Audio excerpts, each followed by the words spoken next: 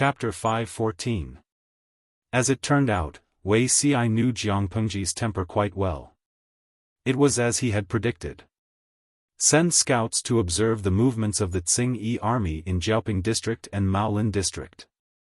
Report to me immediately if there are signs of sending troops. Jiang Pengji squinted her eyes. She originally wanted to gradually encroach on the 4 districts of Fengyi County. Step by step, steadily and surely. However, the Tsing-Yi army courted death and gave her such an opportunity. As long as they dared to attack Xiangyang district, she dared to make them lose their nest. Yes. Meng Han accepted the order. I will obey. Most of the scouts were in the vanguard battalion. This task naturally fell to him. Su Ke said, "My lord, we don't have enough troops now. If we split our troops to attack Maolin district and Jiaoping district, I'm afraid we won't be able to do it." After he finished speaking, he secretly glanced at Qiguan Rang and Wei Xi, hoping that they would come forward to persuade their lord. However, Qiguan Rang also liked to take risks. Jiang Pengji's unconventional way of sending troops was more to his liking. As for Wei Xi, he knew that it was not easy to persuade his lord. If he dared to dissuade her this time, she would stir up more trouble next time. If the Tsing-Yi army wanted to attack Xiangyang district, based on the previous battle situation, they would definitely mobilize a lot of manpower. When Jiang Pengji first came to Xiangyang district, the Tsing-Yi army had 10,000 men stationed there. Didn't they still get wiped out by her? Therefore, if they went to Xiangyang district, they would just be sending themselves to die. They were not a threat at all. If they wanted to see the hope of breaking through Xiangyang district, they would have to mobilize most of their troops. The Tsing-Yi army's rear would definitely be weak. It was not impossible to occupy Jiaoping district and Maolin district at the same time, but it required courage and strong judgment. Su Ke saw that they refused to speak and immediately understood their intentions. He could only sigh faintly. He could not do anything alone. It was impossible to change his lord's decision. Jiang Pengji sat on the seat of honor and said, "This matter is temporarily settled. If the Tsing-Yi army in Jiaoping district and Maolin district sends troops, we will send troops to destroy their nest. If they know their place, we will allow them to be free and unfettered for a while." Whether to mobilize troops again depended on the actions of the Tsing-Yi army. Currently, Jiang Pengji was still facing the reconstruction of Cheng'an district. Because of the experience of Xiangyang district, it was not difficult to rebuild Cheng'an district. However, there were still many problems in front of her. The biggest problem was the people of Cheng'an district. Because of the Tsing-Yi army's wanton disturbance, the young people who could escape had already thought of a way to escape. Now, most of the people who remained in the city were old, weak, sick and disabled. Each of them was emaciated and sallow from hunger. Every household's rice jar had no stored food. Even if they had stored food, they did not dare to light a fire to cook. They were afraid that the smoke from the chimney would cause the Tsing-Yi army to plunder. They could only soak the uncooked rice in clear water and soften it slightly before eating it raw. Hearing the news from Su Ke and the others, Jiang Pengji's slightly cheerful mood became heavy. "How many people are there?" Jiang Pengji asked. "It is estimated that there will be no more than 3,000 people," Su Ke replied. What was more serious was that the 2,000 people were physically weak due to the long-term lack of salt intake. Even if Jiang Pengji provided them with food, not many of them could be used as effective labor force. In this way, the situation in Cheng'an district was much worse than that in Xiangyang district. Now that they haven't figured out the movements of the Tsing-Yi army in Jiaoping district and Maolin district, they can't easily mobilize their troops, in case they can't return in time to help. Jiang Pengji said, "I'll go and take a look myself." In another place, 31 troops who broke the law were punished. Fortunately, the circumstances were not very serious. They were just taught a harsh lesson. According to the military camp's rules, the only remaining soldier had to be beaten to death in front of at least one battalion of troops to serve as a warning to others. The person who carried out the punishment was Jiang Nongqin. The soldier was tied up and sent to the military training ground that was temporarily cleared. Jiang Nongqin read out the soldier's crime with a cold expression. All the troops were in an uproar. They had only heard that raping a woman was a crime, but they had never heard that raping a man would also be punished according to military law. However, the military law clearly stated that one could not rape a commoner. The victim was a commoner, so naturally, the soldier had broken the military law. Of course, the soldiers didn't say anything about the verdict, but they were still doubtful and opposed it in their hearts. The man was originally a member of the Tsing army's brothel. Was it considered a violation of military law to touch him? It couldn't be, right? However, they didn't dare to voice out their doubts. Instead, they silently remembered it in their hearts, in case they accidentally stepped on a mine in the future. According to military law, he'll be beaten to death. Jiang Nongqin read out coldly. Execute. There were a total of 4 people executing. 2 female soldiers held the soldier's left and right shoulders to prevent him from moving and escaping. The other 2 female soldiers held rods in their hands and beat him to death. Naturally, the soldier refused to accept his fate. He used all kinds of methods and strength in an attempt to break free. The veins on his face bulged and his face turned red. He looked extremely ferocious, and his eyeballs even looked like they were about to pop out of their sockets. The heavy rods carried a huge force and smashed on his body. It was so painful that his internal organs were about to shift positions. However, his mouth was blocked. Even if he had a stomach full of resentment, he couldn't shout out. Very soon, a metallic smell gushed out of his mouth. That day, the wind was not noisy. The military training ground was silent. The soldiers of the entire battalion were ghastly pale. They were so frightened that they didn't even dare to take a deep breath. They watched helplessly as the soldier struggled violently until he was on the verge of death. Finally, he stopped breathing. The area from his back to his buttocks was already rotten, revealing his broken bones. The 4 female soldiers who were executing the execution still looked sullen. They weren't shocked by the scene in front of them at all. Seeing that the soldier had breathed his last, one of them released the hand that was restraining his shoulder. She raised her hand to check his breath and pulse. The female soldier said to Jiang Nongqin, who was watching the execution is over. The criminal is dead. Jiang Nongqin waved her hand. Keep this person's corpse. It's the last mercy. She was punishing the chicken to warn the monkeys and to warn the impetuous soldiers. This was the consequence of violating the military order. Since then, the atmosphere in the military camp was solemn. They were always talking about the military rules, for fear that they would follow in the footsteps of others. Of course, there was another benefit besides that. When the soldiers of the male battalion saw the female soldiers of the female battalion, who dared to flirt with them? When they saw them on the road, their legs turned to jelly. They wished they could walk around them. The food that Jiang Pengji brought was very sufficient. Su Ku and a few others were busy sorting out the paperwork of the district headquarters of Chang'an district. Meng Han and a few others led 2 battalions of soldiers to slightly repair the damaged city walls and gates. Jiang Nongqin led the remaining people to set up porridge stalls everywhere. After about 3 or 4 days, a few uninvited guests came to Maolin district and Jiaoping district. Our General Tsangtian died tragically.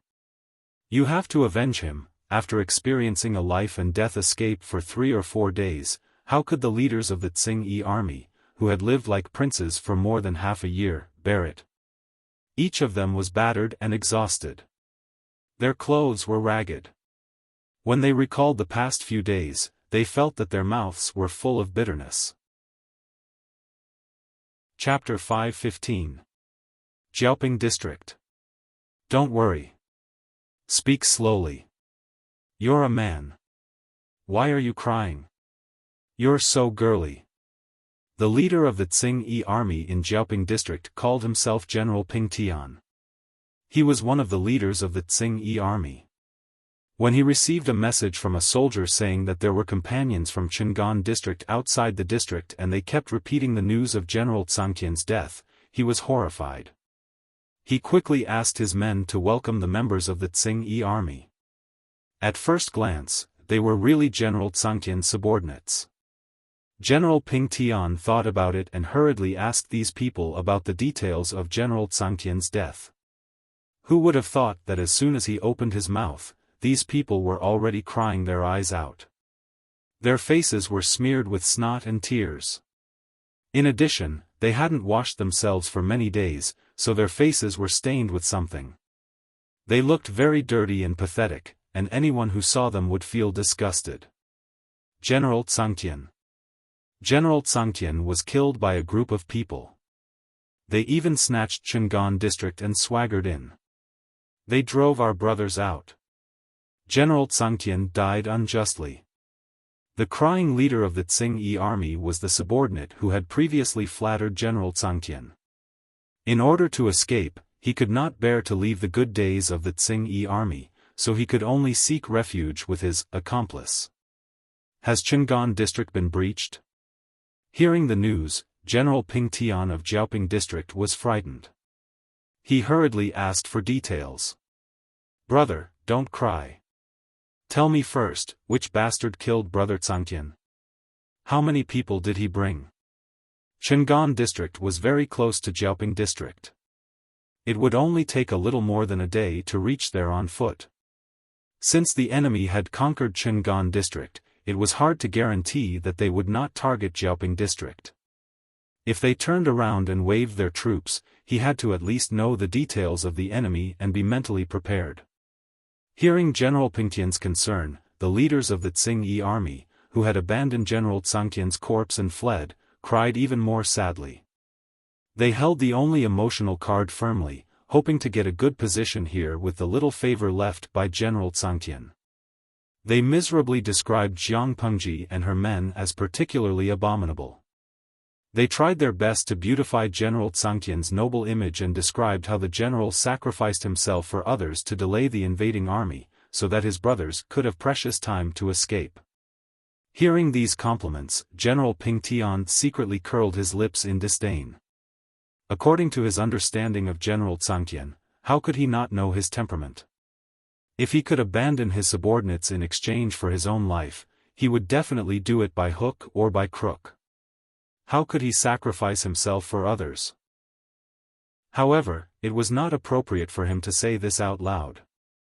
He also revealed a rather moved and sad expression, matching the other party's acting skills.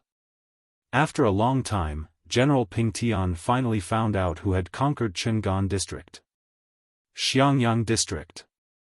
This is not easy. That's a tough nut to crack. No one has been able to crack it for half a year.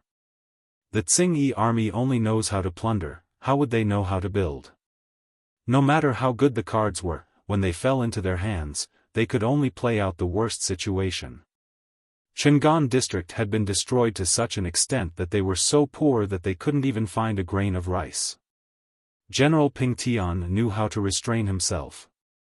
He did not drive the people of Jiaoping district to a dead end in one go. However, he still took advantage of them from time to time and plundered them again and again. The people were miserable and there were often people who wanted to escape.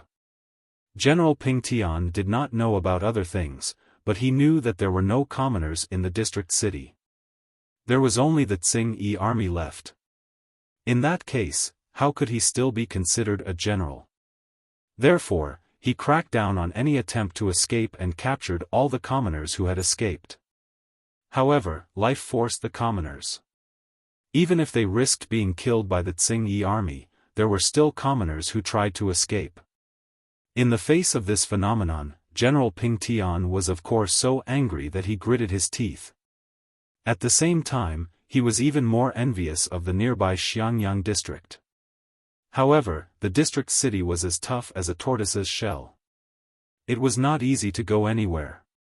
Hearing that Xiangyang district had taken the initiative to attack Chang'an district, General Ping Tian was extremely flustered.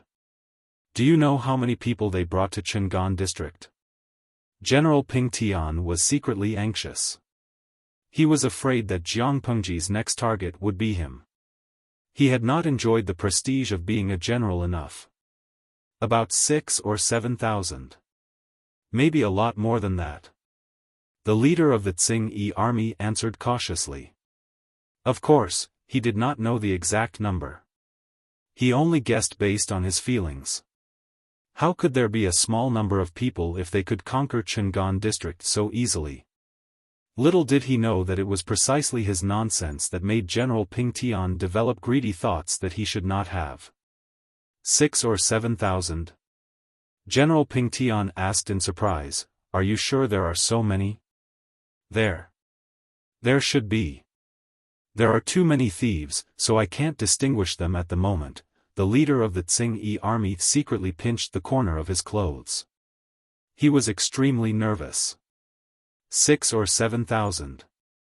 The total number of troops in Xiangyang district is less than 10,000, General Ping Tian's heart trembled. A bold idea shrouded his heart. He was so excited that he could not even hold his things steadily. If the people in Xiangyang district really sent 6,000 or 7,000 troops to attack Chang'an district, it meant that there were at most 3,000 or 4,000 troops guarding Xiangyang district.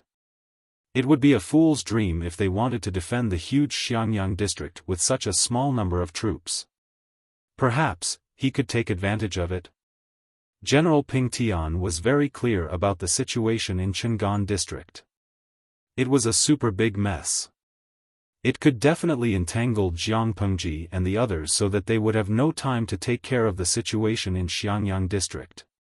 In this way, the rear of Xiangyang district would be empty. However, thinking of the losses that the Tsing-Yi army suffered in Xiangyang district last year, General Ping Tian did not dare to let his guard down. If he wanted to conquer the city as soon as possible, he had to have sufficient troops. Taking advantage of the fact that the rear of Xiangyang district was empty and the main force was delayed by Chang'an district, he could take a gamble. Even if those people reacted, Xiangyang district would have already changed hands. When the main force rushed to the city, it would be of no help. Thinking of this, General Ping Tian's heart was burning. Originally, he only wanted to take 60% of the troops to raid Xiangyang district, but now he could not wait to take all the troops away and conquer Xiangyang district as soon as possible. He could not help but think of the shocked and resentful expression of Jiang Pengji's main force. Thinking of this, he comforted General Tsangtian's old subordinates with a gentle voice. He was in a good mood. Although General Ping Tian looked down on General Tsangtian's fat body and stupid brain, he also wanted to annex the old subordinates left behind by General Tsangtian. No matter how small a mosquito was, it was still meat. If he could absorb the Tsing-Yi army that was under General Tsangtian's control, his power could expand again.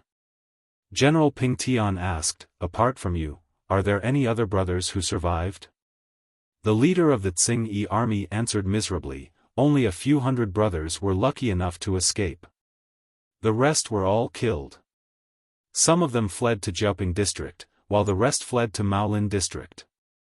General Ping Tian was shocked. He was afraid that the Tsing-Yi army in Maolin district would also think that Xiangyang district was empty and run to take advantage of the situation. A sense of crisis arose. He patted the shoulder of General Tsangtian's old subordinate and said indignantly, General Tsangtian and I were comrades. He was killed by the traitors. How can I not avenge him as a brother? Don't worry. I'll summon the troops and destroy the traitor's lair. Chapter 5:16. Not long after, the scouts who were paying close attention to the activities of the two counties sent news that the two counties were in the midst of organizing their troops. Hearing that, Jiang Pengji smiled slyly and proudly. If she did not make the Tsing-Yi army lose everything, she would write her name backwards. Assemble the troops and count the soldiers," she said. "Summon the gentlemen and the lieutenants." Just as Wei Ci thought, Jiang Pengji planned to split her troops into two groups. One group would launch a sneak attack on Jiaoping district, while the other group would launch a sneak attack on Maolin district. After conquering the two districts, they would assemble their troops and rush back to Xiangyang district. They would coordinate from the inside and the outside to outflank the Tsing-Yi army's rear. They dared to lay their hands on her property. If she did not teach the Tsing-Yi army a lesson, they would really think that she was a pushover. Jiang Pengji already had a draft in her mind on how to divide the troops. Jiang Pengji planned to leave 1,500 to guard Cheng'an district. She would lead 1,500 elites to launch a surprise attack on Jiaoping district, and the remaining troops would launch a sneak attack on Maolin district. What they were fighting for now was the time difference. The sooner the better, the higher the chance of victory. "Zixiao, you're not feeling well. It's not suitable for you to rush over in a short period of time. You and Officer Meng will lead these 1,500 soldiers to guard Cheng'an district." The damaged city gate had already been partially repaired, and together with the city defense equipment, it should be able to resist for a period of time. "Wenzheng and I will attack Jiaoping district. Han Mei, Nongqin, and Xiaoyu will lead the remaining soldiers to attack Maolin district. We must conquer it as soon as possible." Wei Ci secretly cried and laughed. She had indeed chosen Qiguan Rang. Qiguan Rang would not stop her from having fun at all, but he had no choice but to accept the order along with the others. Jiang Pengji said decisively, "We'll set off after nightfall." It was hard to guarantee that no enemy scouts would discover their intentions during the 100-day march, but it was much safer at night. At the same time, far away in Xiangyang district, Feng Jin was still wandering in the sea of documents. Feng Jin's recent daily life could be summed up in 11 words. Very busy, extremely busy, super busy. Everyone's work pressure was piled on him, and he said that he should spend more time with his wife. It was all a lie. How busy were they exactly?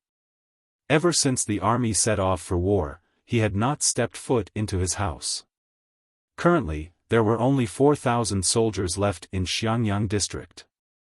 Although it was not considered a shortage, if there was a heavy pressure on the border, these 4,000 people would not be enough. Fortunately, his lord still had some conscience. What conscience? She did not drag Zhang Ping, the treasurer of Xiangyang district, along with her. The carpentry workshop that Zhang Ping was in charge of could produce all kinds of siege and defense weapons. These things could give Xiangyang district more confidence. Under Feng Jin's instructions, Zhang Ping got the woodworking workshop to manufacture all kinds of defensive equipment urgently. He wished he could arm the entire Xiangyang district to the teeth. Of course, from Zhang Ping's point of view, with their current level of equipment, even their teeth were made of cast iron. Feng Jin was so busy that he could not see his wife, but his wife could come and see him. She was even carrying Changsheng, who could speak clearly, in her arms. "Daddy! Daddy! Hug!" When Changsheng saw her father, whom she had not seen for a few days, she excitedly asked for a hug. Feng Jin rubbed his sore eyes to make sure that his ears and eyes were not hallucinating. He really heard his daughter's call and also saw his wife and daughter standing at the entrance of the government office, hesitating and not daring to approach. Seeing that Wei Jingxian was worried, Feng Jin said to her, "Come in, there are no important documents here." He raised his hand to catch his daughter, who had become a ton heavier. Before he could sigh, Changsheng stepped on his thigh and kissed him. "Don't kiss me, don't kiss me. Doesn't this girl find it dirty?" Feng Jin had been staying up late for several days. He slept less than 2 hours every day and was so busy that he did not have the time to wash up. He looked a little embarrassed. His daughter kissed him immediately, afraid that she would get dirty. "Daddy? Chongsheng was despised. She tilted her head in confusion. His daughter was still young. Feng Jin did not know how to explain. He could only look at Wei Jingxian for help. His wife was still the best. She understood his predicament and reached out to carry his daughter back. She said gently, "Daddy is tired. Don't disturb him." Chongsheng lay in Wei Jingxian's arms. Her big watery eyes were like those of a fawn, which melted people's hearts.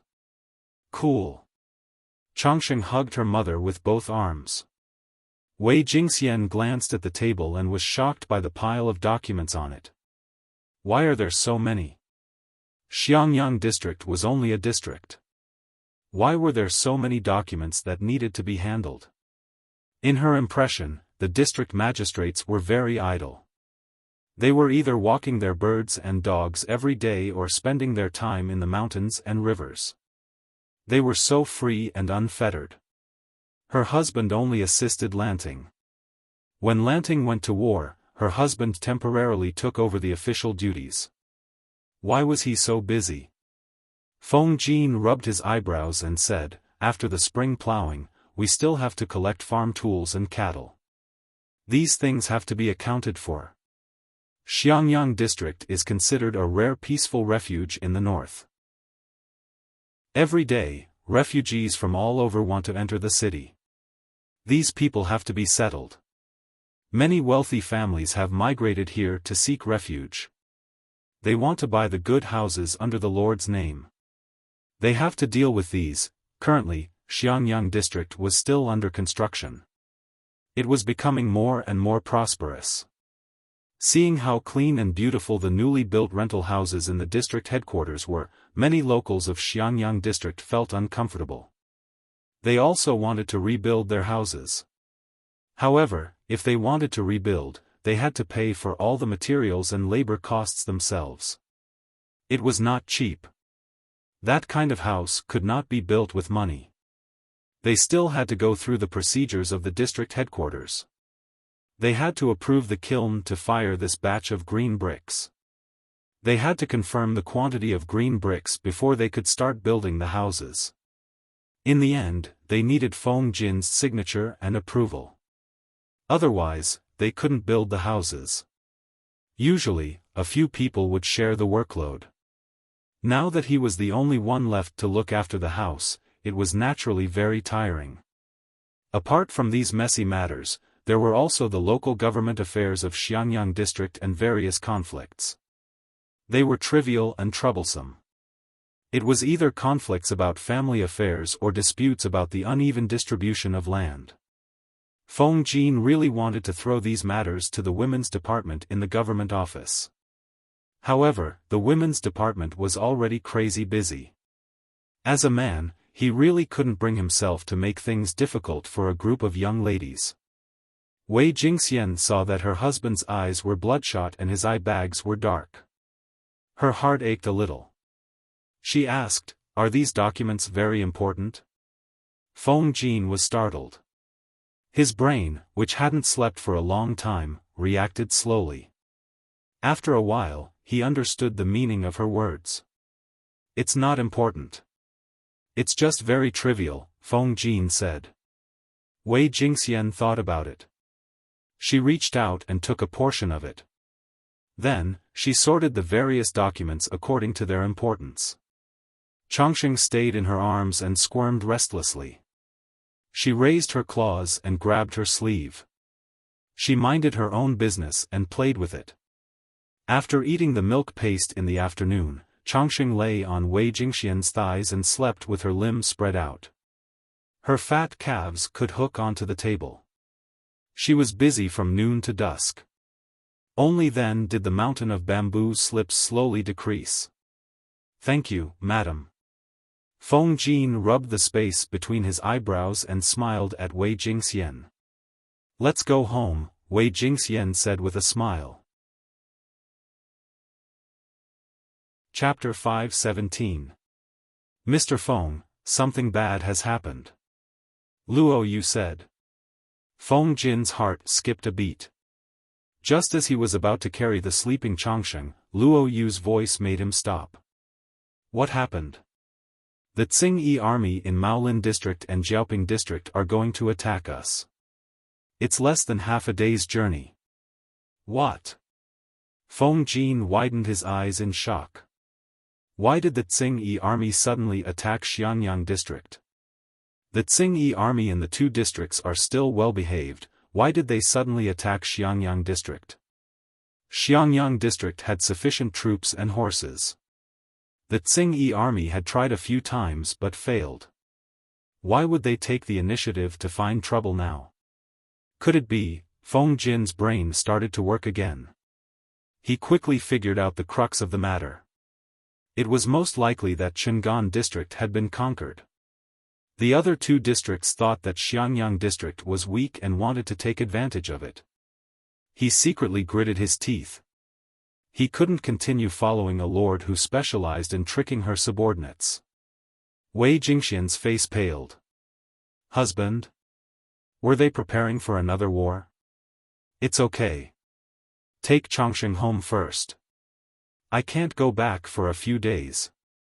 When Lanting comes back, I'll make her pay. You can't cheat me like this. He had said that he would stay behind to accompany his wife and child, but in the blink of an eye, he had caused such a huge mess. Feng Jin got up and strode out of the government office. Wei Jingxian let out a long sigh. She lowered her head to look at her daughter, who had just woken up with a start. She felt terrible, but there was nothing she could do. In this chaotic world, it was impossible not to be disturbed by wars. He lowered his head and kissed his daughter's brow. He whispered, Changsheng, let's go home and wait for your father to return. There was still half a day's journey before the arrival of the Tsing-Yi army. Xiangyang district still had plenty of time to prepare. Feng Jin inquired about the number of guards and defensive equipment at each city gate, and his heart calmed down a little. Fortunately, the city defense equipment was ready. If it was a night battle and a sneak attack, the Tsing-Yi army would not be able to return. Feng Jin usually gave people the impression that he was a dignified gentleman. It was rare to see him angry. If people thought that he was a kind person because of this, they would be making a big mistake. Anyone who dared to lay their hands on Xiangyang district, he would make them pay a painful price. He and Luo Yu inspected the city walls, and only after ensuring that there were no problems did they feel relieved to leave the city walls. Feng Jin said in a low voice, the two troops of the Tsing-Yi army are attacking in different directions. According to the scouts' reports, there's a certain difference in the time of arrival. Tell the soldiers on both sides of the city gates to keep a close watch and not let their guard down. We have to hold on for at least 5 days. This is going to be a tough battle. Luo Yu nodded as he listened. He had no objections to Feng Jin's arrangement. After a while, Feng Jin suddenly said, "Oh right, after nightfall, no matter who it is, the city gate must not be opened." Luo Yu's heart tightened. These words had a profound meaning. Could it be, what you mean is that, there are spies from the Tsing-Yi army in the city? Luo Yu asked. Feng Jin frowned and said, that's hard to say. After all, when we first entered Xiangyang, we captured many members of the Tsing-Yi army. It's hard to guarantee that the former members of the Tsing-Yi army are not related to those enemies. It's always better to be cautious. Luo Yu looked indifferent on the surface, but he remembered these words in his heart. The current Xiangyang district was a paradise in troubled times that they had poured their blood, sweat, and tears into for half a year.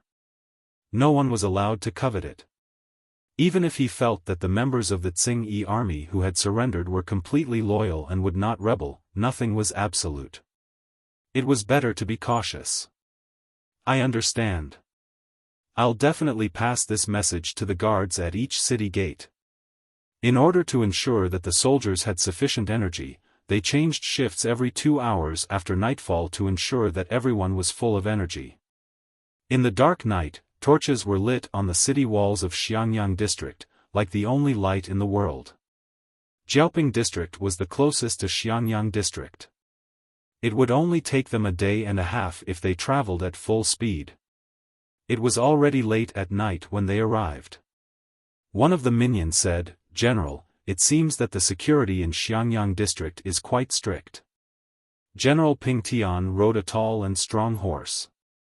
This time, he brought more than 5,000 members of the Tsing-Yi army with him. Each of them was an elite. Those who stayed in Jiaoping district were old and weak. They were not suitable for long-distance raids. If he brought them along, they would definitely slow down the pace of the army. If it's not strict, why do you think this fat piece of meat hasn't been taken away? General Pingtian's heart skipped a beat. He said coldly, "I've sent people to investigate the situation in Xianyang district in the past. The guards are 2 to 3 times weaker than they are now. Now that they're so solemn, it's obvious that they're not confident. The more weak they were, the more they had to pretend to be powerful." General Ping Tian was even more confident. The minions flattered him, "General is unparalleled in wisdom. No matter how hard Xianyang district tries to hide, it can't hide from your sharp eyes." General Ping Tian snorted. However, the minions had a sweet tongue, so he flattered him very much. "Let's wait a little longer. We'll launch a surprise attack with a rocket at midnight." General Ping Tian was different from the other leaders of the Tsing-Yi army.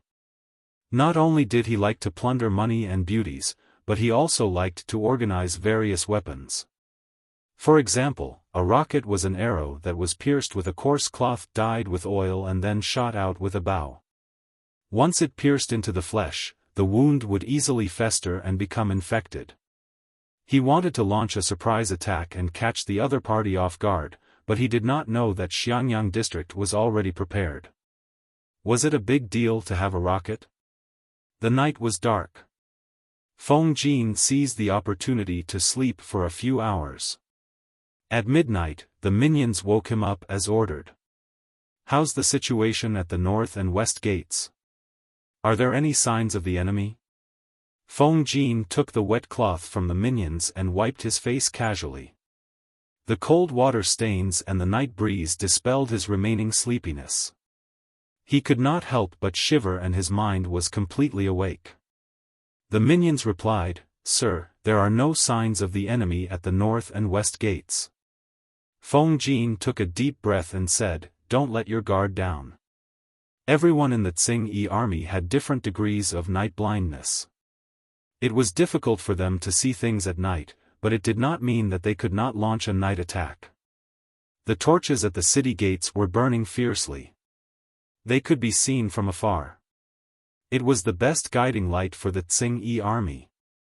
Many soldiers were also informed that there might be a surprise attack by the enemy tonight. All of them were on high alert. It was late at night. This was the time when the people slept the most. Even the Tsing-Yi army, who was lying in ambush, could not help but rub their eyes. At this moment, a member of the Tsing-Yi army with excellent eyesight saw that the soldiers on the city walls were already yawning sleepily. It seemed that they could not open their eyes. He immediately said to General Ping Tian in surprise, "General, it's almost time." The grass outside the city was lush. It was an excellent cover for the Tsing-Yi army. They slowly approached the city walls. They were less than 300 meters away, but the soldiers on the city walls still did not find any traces of them. General Ping Tian was overjoyed. He ordered, "Launch the rocket." Because the shooting range was not enough, the archers needed to move forward further. Chapter 5:18. The archers of the Tsing-Yi army crouched down and passed through the dense grass. They were getting closer and closer. General Pingtian's heart was in his throat. The distance between them was gradually shortened from more than 300 meters. 250 meters. 200 meters. 150 meters. After all, ordinary bows and arrows were not improved crossbows. Not everyone could draw a heavy bow with a longer shooting range. It could be said that this archer troop of more than 100 people was General Pingtian's flesh and blood. He would be heartbroken if even one of them was gone. As they got closer and closer, General Pingtian felt that the atmosphere was getting more and more solemn. He commanded the Tsing-Yi army to move forward slowly. The night became their best camouflage. The Xiangyang district seemed to be within their reach. Finally, the archers entered the shooting range. One by one, they took out their bows and arrows from the quiver at their waists. The arrowheads had been wrapped in a layer of coarse cloth that was stained with oil. They only needed to use a flint or a match to ignite it, and it would be instantly ignited. It would pierce into one's flesh and cause great damage. The sound of flint rubbing against each other was heard. Some sparks splashed on it and a cluster of flames appeared. General Pingtian stared fixedly at the soldiers on the city wall. He was still yawning sleepily. At that moment, the archers had already drawn their bows and aimed at them. He shouted in a low voice, "Shoot!" However, a second before the archers released their bowstrings, the soldiers who were yawning lazily suddenly squatted down and hid under the battlements. Black shields rose from under the battlements, and the arrows pierced directly into the shields. General Pingtian widened his eyes in astonishment. "What's going on? What's going on? They've already discovered it. They're just cooperating with you." The shields blocked the first wave of arrows. The soldiers hiding under the battlements hurriedly pushed the ballistae to the edge of the city wall. The arrows were already loaded. The ballistae could be used for both sieging and defending a city. According to Jiang Pengji and Zhang Ping's research, they further improved the known ballistae so that 6 heavy bows could be placed on them. They twisted the reel at the back, loaded the arrows, and used the combined force of the heavy bows to shoot special long arrows. The shooting range was 600 steps and it was extremely lethal. The shaft of the crossbow was made of wood, the head of the spear was made of iron, and the tail of the arrow was made of iron. According to Jiang Pengji's previous experiments, ordinary ladders, giant shields, and wooden curtains could be easily penetrated. It could be said to be as easy as crushing dry weeds and smashing rotten wood. The members of the Tsing-Yi army were also within shooting range. Wasn't that courting death? The arrows left the bowstring and buzzed incessantly, as if carrying the roar of the crowd. The arrows rained down on the Tsing-Yi army like the tide. When the shield on the city wall was raised to block the fire arrow, General Pingtian was stunned. The vanguard troops of the Tsing-Yi army had already carried ladders to the city walls, but they were greeted by tyrannical arrows. The arrows easily penetrated 2 or 3 people's bodies, and blood splattered everywhere. Their bodies tumbled due to the inertia of charging forward, and then they stopped breathing. The enemy was prepared. When General Pingtian realized this, he was extremely shocked. He did not know where the news had leaked out. The soldiers on the city walls were obviously very sleepy. It did not seem fake at all, but reality slapped him hard in the face. After the first wave of arrows rained down, the members of the Tsing-Yi army who were shot were either dead or no longer had the strength to fight. A strong smell of blood permeated the air. General Pingtian gritted his teeth. He bet that Xiangyang district's defense was weak. As long as they climbed up the city walls, they would definitely win. They must not be scared off. Thinking of this, he roared, "Attack the city."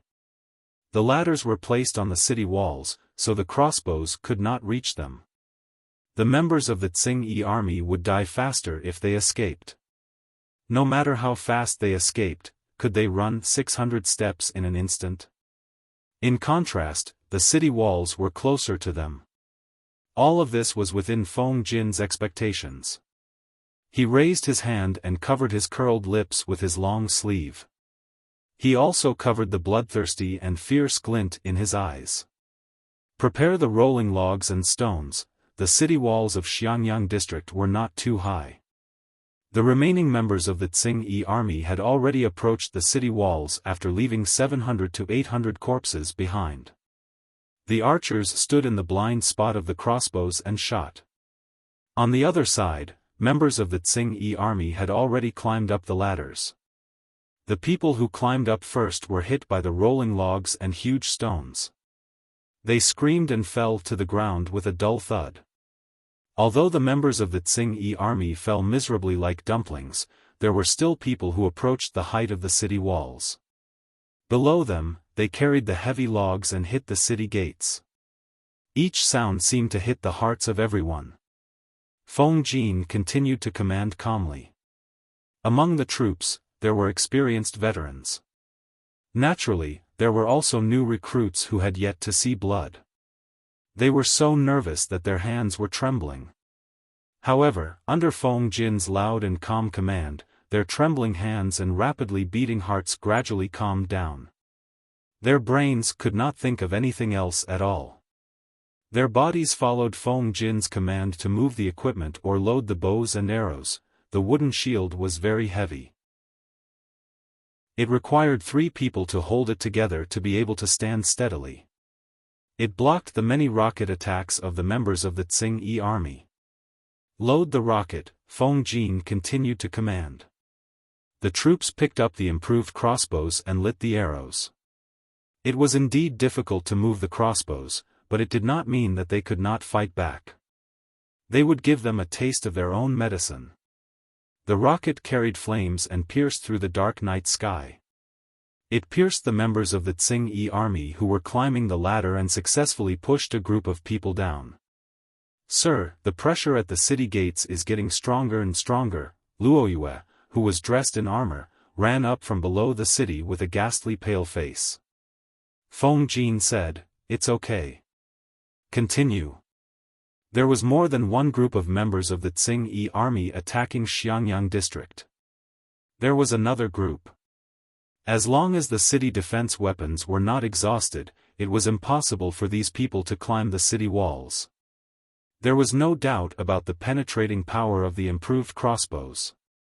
Coupled with the lethality of the rocket, almost every member of the Tsing army who fell from the ladder did not have a chance to wake up. It was not only because the rocket penetrated their bodies, there was another important reason: their companions stepped on their bodies to climb up the ladder. Even if their corpses were not completely dead, they were trampled into meat paste by these feet. Feng Jin continued to command the troops guarding the city. Everything was in order. Compared to the casualties at the bottom, the troops guarding the city were at most slightly injured. The logs below were still trying hard to hit the city gates. General Pingtian's face was already ghastly pale and black. The city gates could not be climbed up and the city walls could not be broken. Could it be that the military strength of Xiangyang district was not as few as he thought? His firm heart had begun to waver. However, he had no way out now. If he retreated at that moment, he would definitely be annexed by the nearby Tsing army. In serious cases, he might even lose his life. There was no possibility of him turning back now. He could only bite the bullet and go forward. At that moment, he hoped that the Tsing army in Maolin district would attack Xiangyang district. In that case, the chances of winning would be greatly increased. The sound of hitting the city gates continued. Not only were there soldiers resisting inside the city gates, but there were also thick and heavy green bricks. Yes, Feng Jin had moved tens of thousands of green bricks produced from the brick kiln to the city gates to block them. Even if the Tsing army used all their strength, would they be able to break it open in a short time? Chapter 519. Sheng Wanwan had been living in the district headquarters for a while. Jiang Pengji originally wanted to arrange a 2-level house for her, but she felt that she should not receive a reward without doing anything. She would only receive a reward after she had accumulated a certain amount of experience in the district headquarters. Otherwise, she would be dissatisfied and be criticized by others. Jiang Pengji knew Sheng Wanwan's stubbornness, so she did not insist. It was good for her to live in the district headquarters. At least no one dared to ignore Sheng Wan. The girls in the government office dared not belittle or neglect her. With her background, she got the hang of the work in the government office quickly. The girls gradually admired her and acknowledged her as their superior. Because the army took many talents with them, the pressure in the government office suddenly increased. Sheng Wan was busy until the 4th watch before she finished her work. She washed her face with the cold well water to wash away her sleepiness. She was barely awake. The Tsing-Yi army attacked wantonly. The soldiers were defending outside the city. Sheng Wan was very worried, but she could not help much. She could only do the work at hand and try her best to reduce the administrative work. She planned to go back to her room to rest for a while. As she walked, she gently beat the sore spot on her neck with her fist.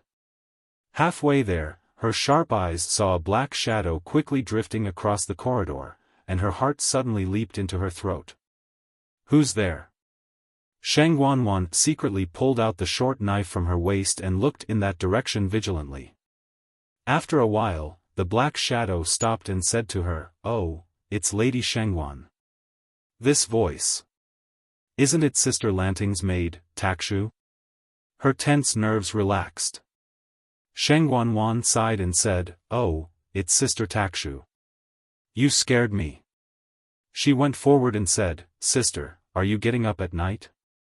Why didn't you light the lamp? It would be bad if you tripped because you couldn't see clearly." Sheng Wan opened the paper and found that Takshu was still carrying a lamp. She helped Takshu light the lamp. She knew it. How could she not light the lamp when she woke up in the middle of the night? It was probably blown out by the strong night wind. "Thank you, Lady Shengwan," Takshu said gently. "Did you just come back from the government office?" "Yes, there are too many trivial things in the government office. But thinking of the chaos outside, these things have become sweet burdens." Sheng Wan felt that she had found a new self. Whether it was her job in the government office or practicing martial arts to strengthen her body, she was full of motivation and vitality. Takshu was still gentle. She held the lantern and said, "It's dark outside. Lady Shengwan, go back to your room and rest. You still have work to do tomorrow." Sheng Wan's room was very close. She declined Takshu's attempt to give her the lantern, waved her hand, and returned to her room while yawning. Takshu stood rooted to the ground for a long time. It was not until Sheng Wan opened the door and lit the candle in the room that she revealed a strange smile. She turned her back to Sheng Wan's room, raised her hand to the side of the lantern, and gently blew on the candle inside, extinguishing the flame inside. If Sheng Wan had looked more carefully and focused, she would probably have noticed Takshu's abnormality. The clothes she wore on the outside were obviously much larger and did not seem to fit her body properly. The lapels of her clothes were grayish-brown in color. Takshu quietly left the district headquarters and took off her clothes, revealing her grayish-brown clothes. This was the uniform of the female battalion. She folded up her outer clothes and placed them in a corner of the alley. She stood rooted to the ground for a while. She looked at the west and north gates in the distance, and a hint of ruthlessness flashed in her eyes. After a long time, her figure disappeared into the darkness and shadows. She did not go to the west and north gates, but to the south gate. At the moment, the battle on Feng Jin's side had already entered a state of bloodthirst. Occasionally, one or two members of the Tsing-Yi army would climb up the city walls. The soldiers would also work together to smack them down with their heavy shields. There were already several piles of corpses at the foot of the city walls. The Tsing-Yi army stepped on their corpses and climbed up, getting closer and closer to the city walls. Below them, the frequency of hitting the city gates became faster and faster. Every time they hit, a layer of wall dust would fall. Dozens of cracks had already appeared on the sturdy city gates. It looked like it was about to be smashed. General Ping Tian secretly gritted his teeth. Is this gate made of copper and iron? It's already so rotten, but it still hasn't been knocked open. Finally, when the Tsing army was about to exhaust their strength, the city gates that could not bear the burden were finally scrapped. However, what blocked their way was a thick brick wall made of solid green bricks. There was no one behind the city gates to stop them. A group of soldiers were using green bricks to block the entrance. F***CKU. General Ping Tian could not help but curse when he saw the situation. On the city walls, Feng Jin ordered someone to bring the wolf's fang slap over. He planned to teach the Tsing army a lesson. Luoyue had already rushed to the south gate to guard. It was estimated that another group of Tsing army would arrive soon. Bring the wolf's fang slap. Feng Jin's voice was already hoarse. Even though he tried his best to shout loudly, he seemed especially weak in the midst of the battle cries. What was the wolf's fang slap? It was a rectangular object that was slightly flat. The surface was covered with sharp, thick, and long iron nails that were like wolf's teeth. There were buckles at the four corners, and they were hooked to the city walls with sliding ropes and pulleys. If the enemy intended to climb the city walls to attack, they could use the wolf's fang slap to hit them. With one slap, there would be dozens of bloody holes on the body. There were still plenty of weapons to defend the city, but the Tsing army was already showing signs of defeat. In particular, the Tsing army was filled with joy. They spent a lot of effort to break through the city gates, only to discover that the entrance had been blocked by countless neatly arranged green bricks. Breaking through them was no different than breaking through a city wall. That kind of feeling was simply terrible. Initially, they thought that they would be able to attack and take them down very quickly. They never expected the other party to be so well prepared and use all kinds of methods. General Ping Tian was stunned. He never knew that defending a city could come up with so many tricks. Now, he was in a dilemma. After fighting for nearly 4 hours, the Tsing army had lost many men.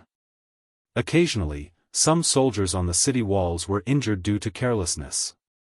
They only had ladders and bows and arrows to attack the city, but the other party had ballistae, improved ballistae, wooden shields, and fire arrows. If they were so capable, why were they holed up in the small Xiangyang district?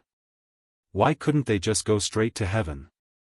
General Ping Tian was so angry that he almost vomited blood. He felt as if he had f***ked countless sows. He originally thought that he was there to f***ck the world, but he didn't expect that he would end up being the one to f***ck the world instead. After a while, the soldiers told Feng Jin that they had used up all the rocks and rolling logs, and there were not enough arrows in the quiver. Feng Jin gritted his teeth as he watched the Tsing army gradually climb the city wall. Although they were killed, their numbers had obviously increased. Move the green bricks up. If there were not enough rocks, he would make up for the green bricks. He did not believe that he could not defeat the Tsing army. Yes. Elsewhere, at the south gate. Luoyue hurried to the south gate and found that there was no special situation there. It was also the soldiers' turn to change shifts. He asked the guards carefully, but he could not calm down. Chapter 520. All was silent. There was a chill in the corner outside Xiangyang district that made one's hair stand on end. Takshu, who was dressed in a female battalion uniform, waited in the dark for a while. There was a rustling sound in the bushes in the distance. After a while, a short figure wrapped in a thick black cloth emerged from the bushes. This strange person was abnormally short. When he stood up, he was only a head taller than the lush bushes outside the city. If he bent down and hid in the bushes, he would not be seen at all. The person groped his way to Takshu's position and made a strange chuckle. The person made a hoarse and piercing voice and said in a peculiar tone, "You're more precious than the princess in the palace. It's so hard to see you." Takshu was initially leaning against the corner of the city wall. When she saw the person approaching, she put down her arms and threw a parcel at him. "Here's what you want. Take it and get lost." Takshu threw the parcel into the man's arms and was about to leave. "Wait, little lady." The short man chuckled and asked in a strange voice, "I heard that Xiangyang district has countless riches. Even the priceless colored glaze wares come from here. You've been serving that young master personally for so many years. Don't tell me you don't even know the slightest bit of information? You send back useless things every time. Are you trying to get rid of a beggar?" Takshu glanced sideways and looked down at the man coldly. She said, "I've always ignored beggars. If they dare to pester me, they'll definitely die a horrible death. Tell me, if you're a beggar, how would I get rid of you? I'm just a lowly servant by her side. I can't enter places like the study, let alone get anything useful. I've tried my best." The man saw that Takshu was a little angry and quickly comforted her. "Don't be angry, little lady. I'm only saying this because I have no other choice. You know that you haven't sent back much useful information all these years. The higher-ups are already angry. If you continue to slack, both you and I will have to bear the consequences. I don't think you want your beautiful sister to enter that kind of place and be defiled, right?" Takshu sneered and said coldly, "You're really useless. You keep threatening and using the same trick." The man chuckled and shamelessly admitted, "It doesn't matter if the technique is old or not, as long as it works. I heard that Lu Shi treats you very well. In the future, he can take you in as a concubine. If you can give birth to a son or a daughter, considering the relationship between master and servant, your life will be good. I only have a handle on your sister now. If I don't hold on to her tightly, with your intelligence, why would you risk your life for me?" Takshu revealed a disgusted expression and lowered her head. She seemed to be thinking about what the other party had said and was deliberating about something. The man continued, "Forget it. I heard that the glazed artifact is extremely precious. It belonged to the Marquis of Guanyi, Su Gong. Even mortals can't get their hands on it. Now, it's all been bought by the barbarians of the northern borderline with a huge sum of money. I'm not begging you to get me the colored glaze, but you have to find a way to get me the way to make the green brick. Don't tell me that you can't even do this after serving Lu Shi for so many years." Takshu pursed her lips, and there was a look of struggle in her eyes. It was as if she was fighting with herself. After a while, she said, "I'll try my best, but I can't guarantee that I'll be able to get it. You know that Lu Shi is extremely vigilant. Apart from herself, she doesn't trust anyone. Even I can't know all her secrets. The way to make the green brick is probably hidden in a secret place by her. I can only say that I'll try my best. How about this, come back in half a year." "Half a year?" The man's voice suddenly rose. Takshu sneered. "Half a year is already very stressful. Lu Shi is no longer the young man who can be easily fooled. Now, he's as shrewd as an old fox. Even the slightest abnormality will be suspected by her. If I'm exposed, the last pawn that you've placed by her side will be useless. Who will pass on her news to you in the future? Xuanmei has already defected. Don't expect her to be useful." The man hesitated and struggled in his heart. He still felt that half a year was too long. Takshu continued, "She brings me with her wherever she goes now, and the county residence is usually strictly guarded. If she hadn't gone to war this time, how could I have found a chance to contact you? Half a year is stressful enough. If you think it's too long, get yourself another pawn." The man was almost choked by Takshu's words. If it was so easy to place pawns, why were there only Takshu and Xuanmei after so many years? Xuanmei had hugged Lu Shi's thigh a long time ago and remarried.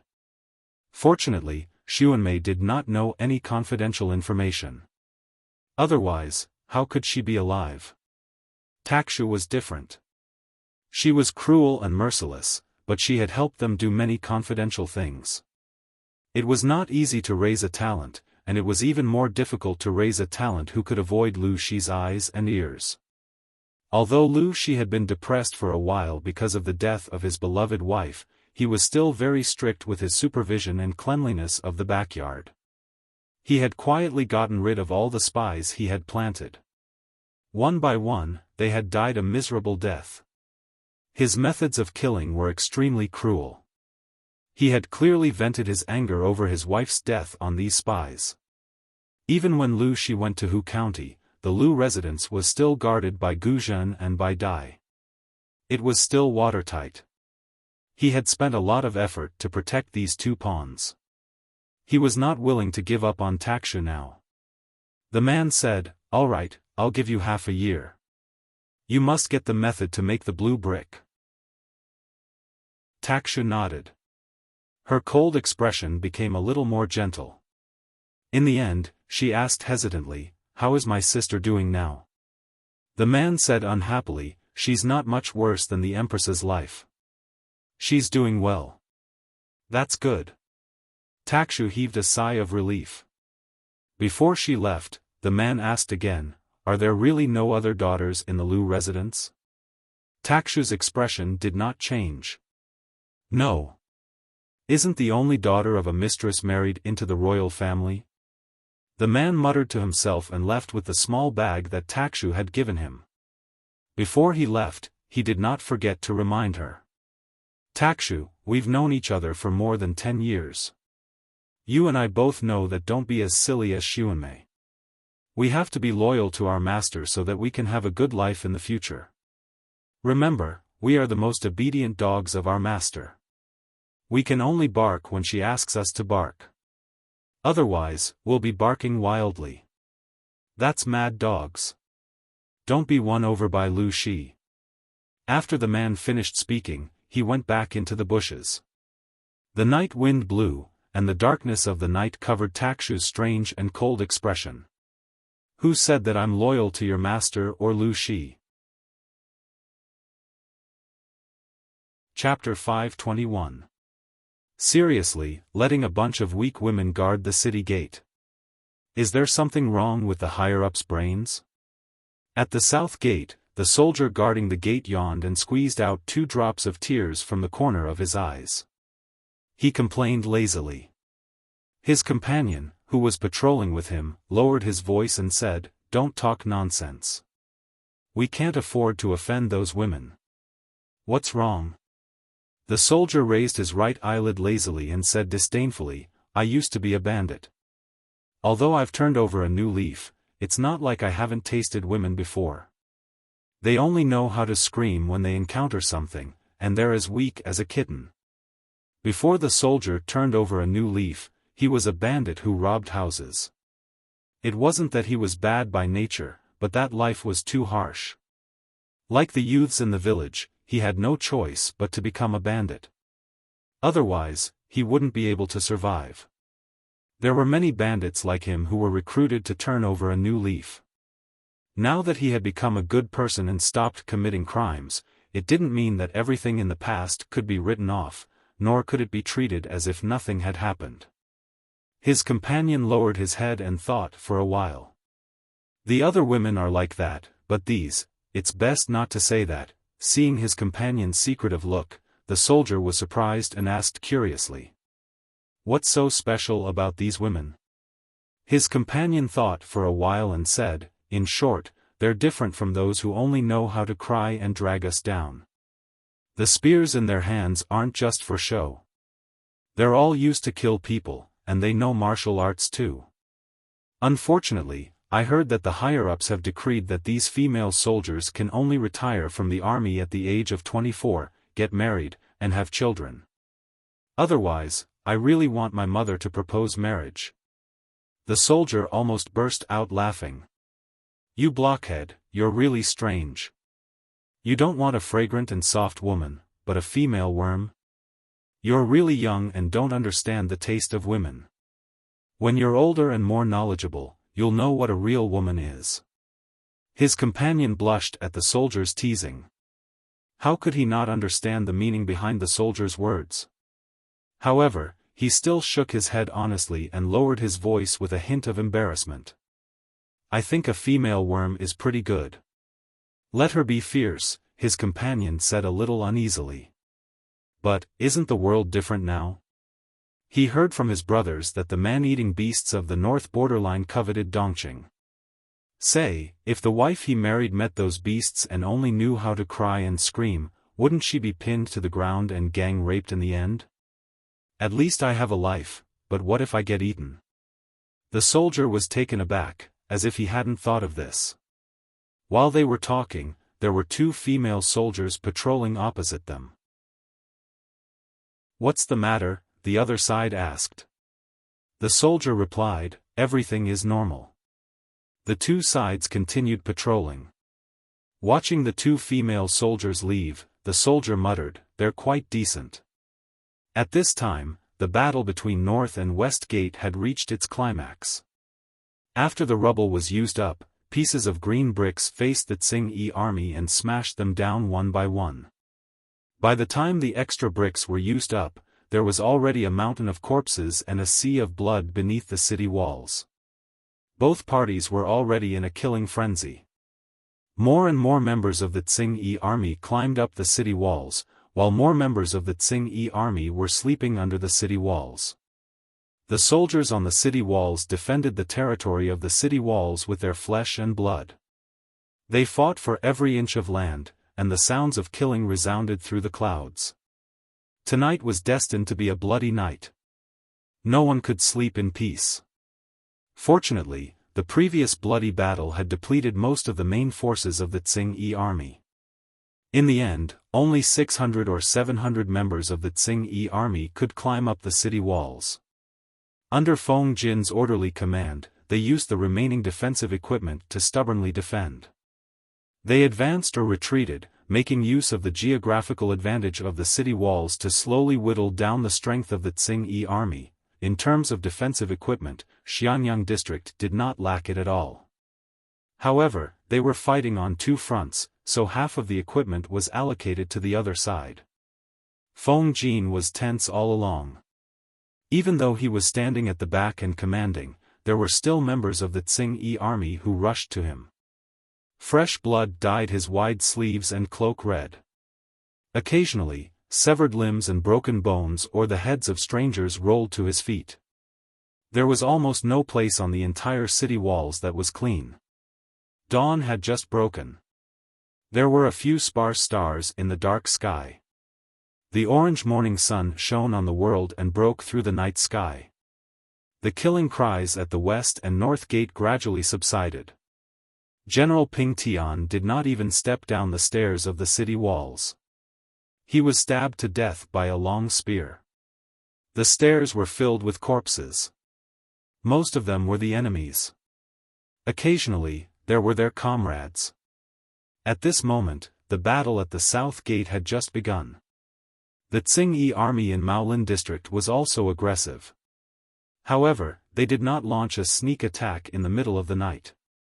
Instead, they chose to launch a strong attack when the night was about to break. The number of Tsing army troops they brought was 2,000 more than the number at the west gate. As the soldiers at the city gates were already prepared, the first wave of sneak attacks did not cause any casualties with the wooden shields. As the leader of the Imperial Guards, Luoyue had excellent abilities.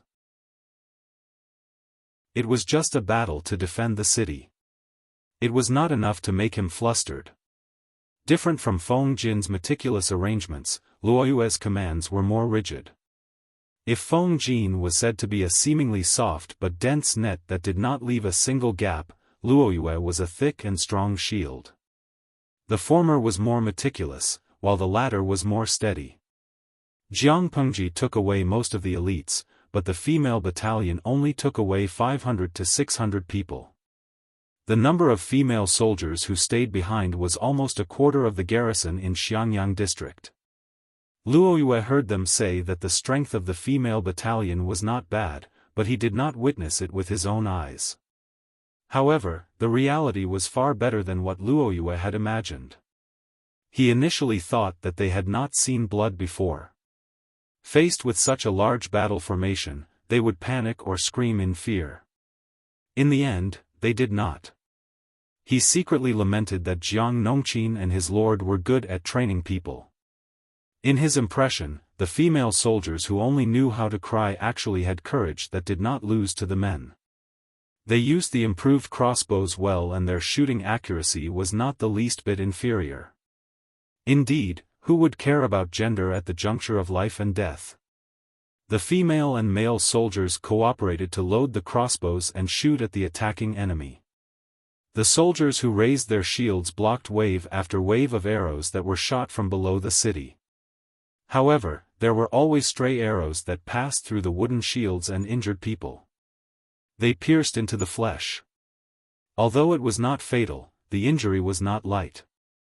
At such a time, naturally, no one could bring the injured down for treatment.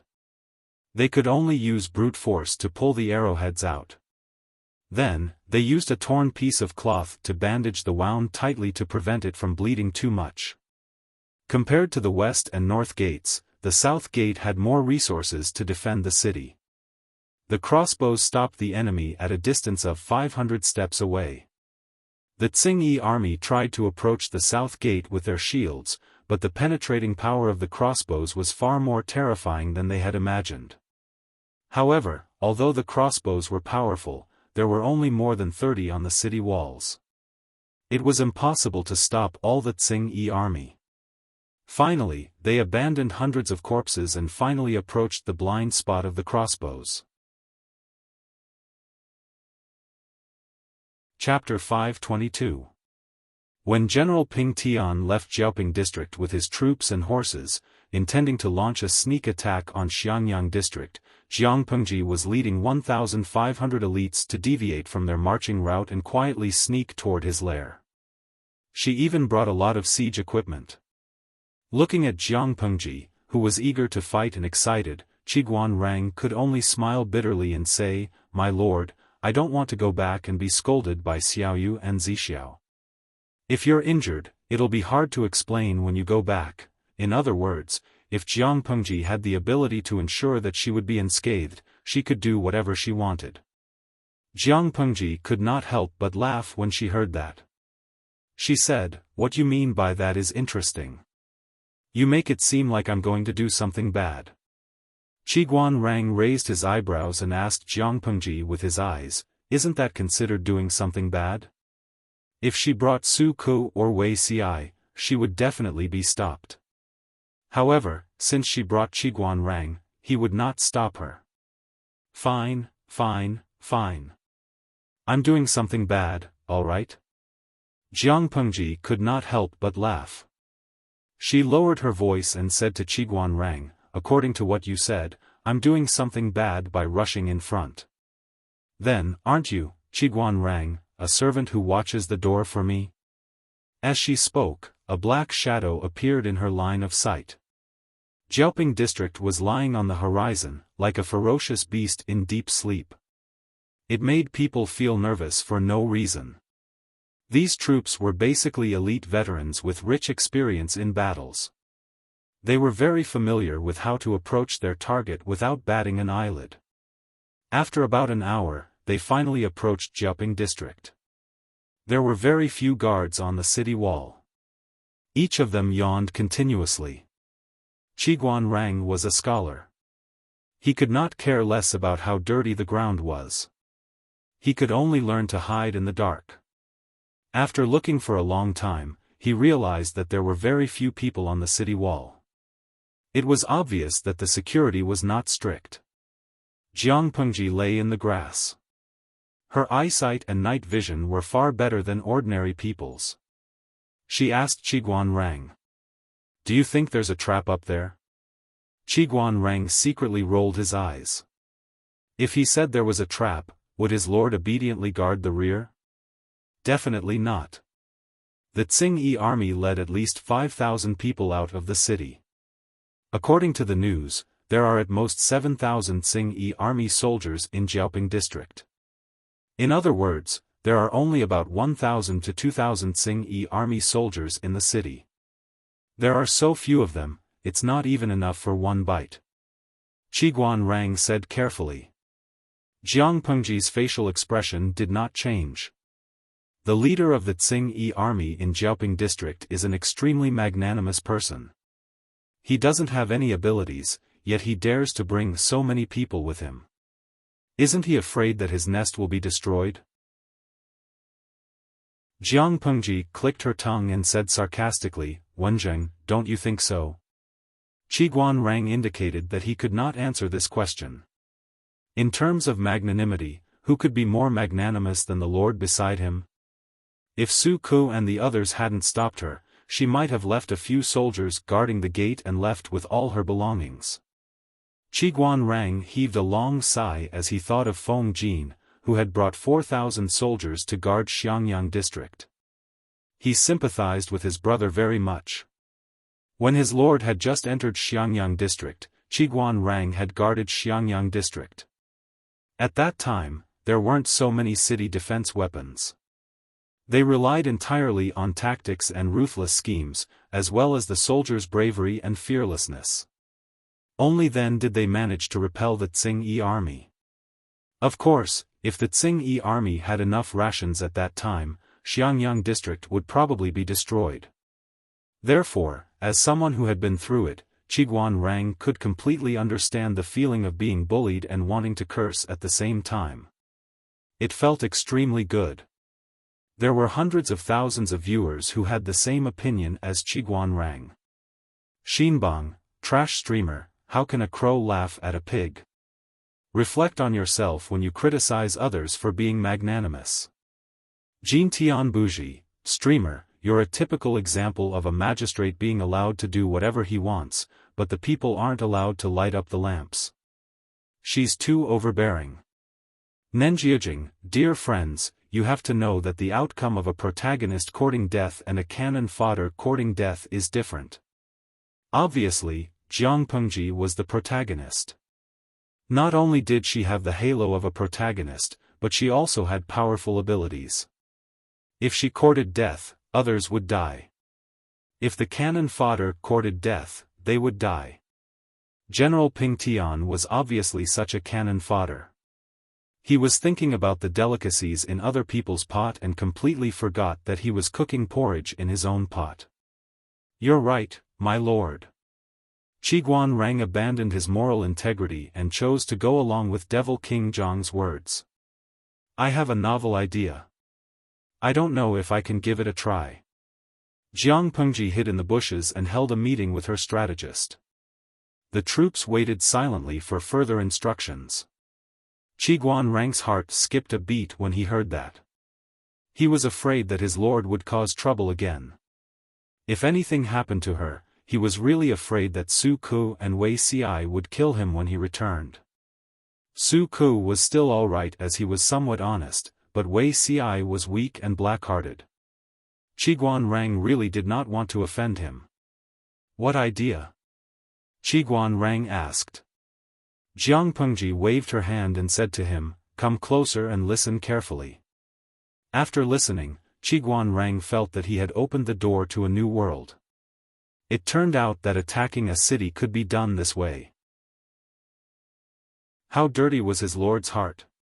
Even the mother river of Dongqing could not wash it clean, okay? On the other side, Li Yun, Su Ku, and the others led the remaining 2,000 troops to Maolin district at top speed. Along the way, no one dared to talk or joke around. Most of the troops were trained to march a short distance with heavy loads. Apart from Su Ku, who was a scholar and could not bear it, the rest of them looked all right.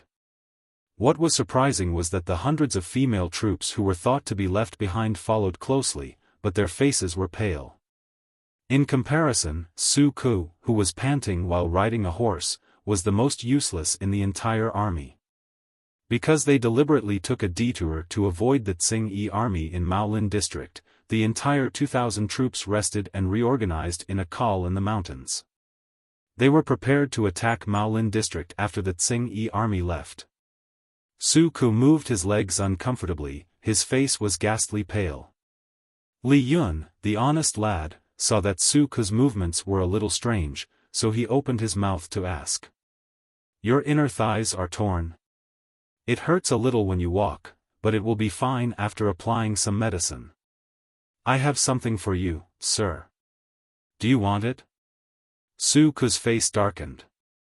He noticed that the surrounding people were looking at him suspiciously. He rejected them awkwardly. No need, I'm fine. Li Yun adjusted his breathing while showing concern for Su Ku.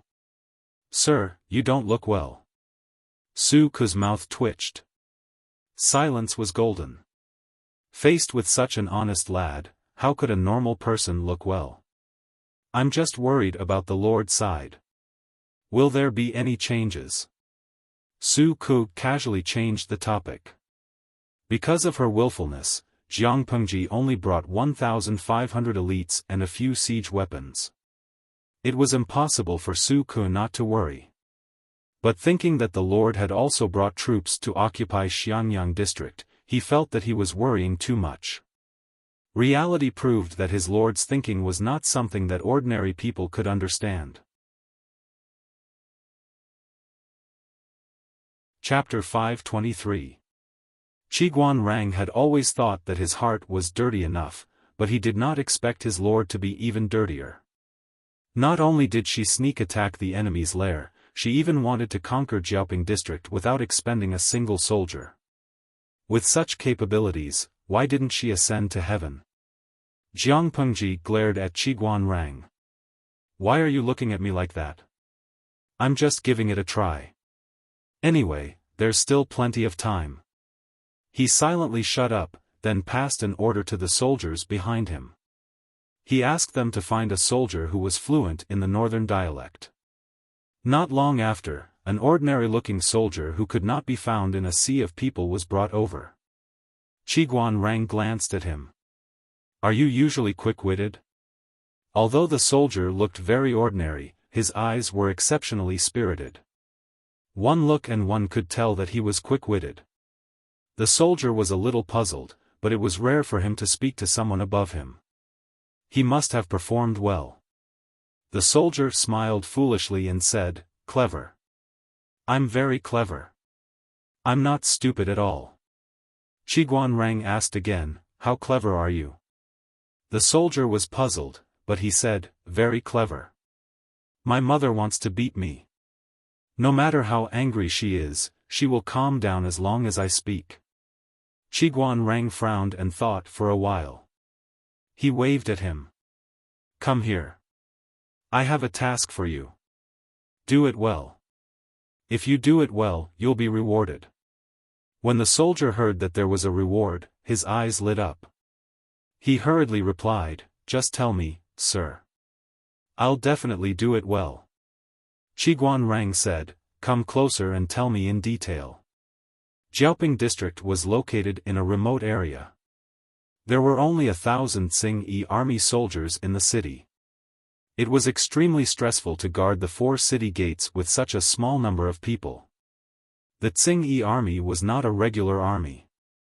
Those who stayed were old and weak, disabled, or those who liked to cheat. It was late at night. Many of them hugged their spears and leaned against the pilings of the wall to sleep. It was not difficult for those who were slightly better at martial arts to climb over the wall. Spring plowing had just ended, and the weather was erratic. It was slightly warmer on the whole. At night, the night wind was still bone-chilling. The people of Jiaoping district were having a hard time. They were like sheep reared by the Tsing-Yi army, and they would come and pluck a layer of wool from time to time. Unfortunately, the Tsing-Yi army did not treat the people well, and they did not know how to govern. They just blindly prevented the people from leaving Jiaoping district, and their methods became harsher and harsher. This caused the people's lives to become more and more miserable. Once night fell, the people would try to escape. In the beginning, the Tsing-Yi army used forceful methods to deter and intimidate the people in Jiaoping district. The people were afraid that they would be in trouble, so the number of people who escaped gradually decreased. However, the increasingly difficult life tormented the people, causing them to rather risk being discovered and executed to escape. However, the city gates were tightly shut. How were they going to escape? Little did they know that in this world, money could make the devil push the millstone, and even the devil push the millstone. As long as he gritted his teeth and took out his belongings to bribe the Tsing-Yi army that guarded the city gate that day, if he was lucky, he could still get out. The Tsing-Yi army was just a motley crew, and they were all commoners. Who wouldn't be willing to turn a blind eye and let one or two unimportant commoners go to earn some extra money? Of course, when doing this business, he couldn't let the higher-ups know. For the Tsing-Yi army that guarded the city gates, this was a lucrative job. The trivial matters in Xiaoping district had long been reported back to Xiangyang district by the spies. Jiang Pengji had been unhappy with the neighbors around her for a long time.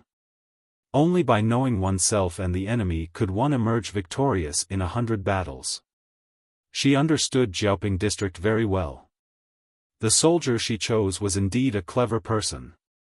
He found a secluded place and climbed over the city wall. Then, he squatted near the northeast corner gate that Jiang Pengji mentioned for a quarter of an hour. As expected, he saw a few sneaky figures. He hurriedly waved his hands to stop them. They also wanted to smuggle out, but they were discovered by the soldier. How would they dare to make a fuss? Each of them was scared out of their wits. They were worried that if they were caught by the Tsing-Yi army, their whole family would be beaten to death. "Brother, I want to ask you something." The soldier had changed into the linen clothes of the commoners. He spoke with a northern dialect, and it was obvious that he was a local nearby.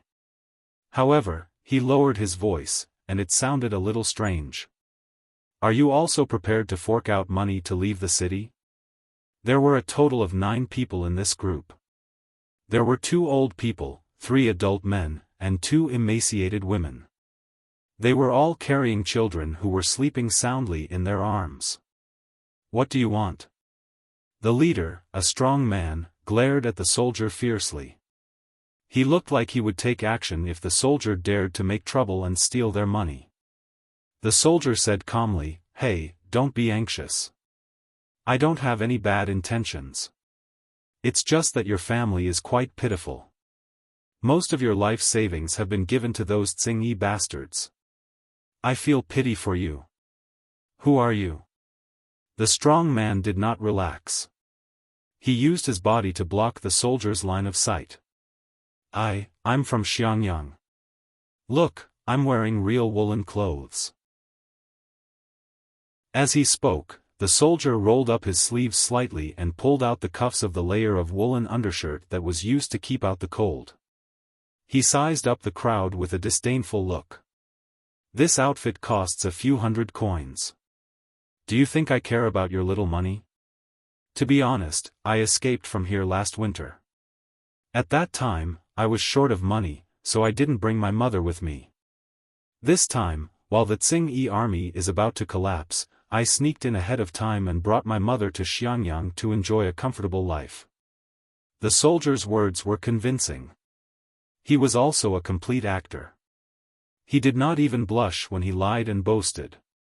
Most of the people in Xiaoping district had heard of woolen clothes, but they had never seen them before. However, the strong man's attention was not on the snow-white woolen sleeves, but on something else. "What do you mean the Tsing-Yi army has collapsed?" The soldier was startled and said, "You don't know? The Tsing-Yi bastards took the people to war. We don't know when they'll return. There are thousands of bastards in the district now, but most of them are still sleeping like pigs. I reckon that even if we cut off their heads now, they probably won't wake up. Otherwise, how did little brother crawl in? I think it's easy for you guys to flirt with the Tsing-Yi bastards at the city gate. There's no need to pay. I stopped you to ask where the people in Dog-Tail Alley went. I couldn't find my mother for a long time." The strong man thought for a while and asked his wife. He said to the soldier, "The houses in that alley have been requisitioned by those bastards. The people living there have been driven to the north of the city.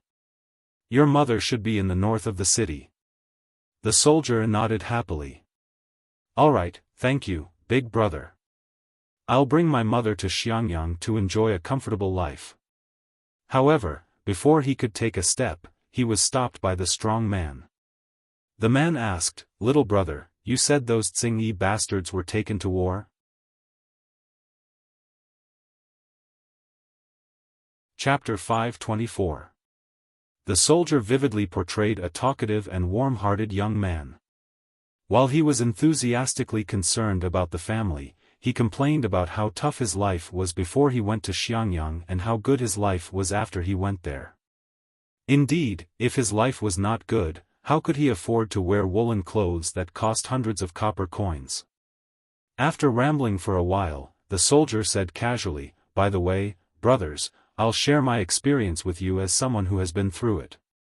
If you're planning to go to Xiangyang, I suggest you go to Qingan district first. It's nearer." Qingan district?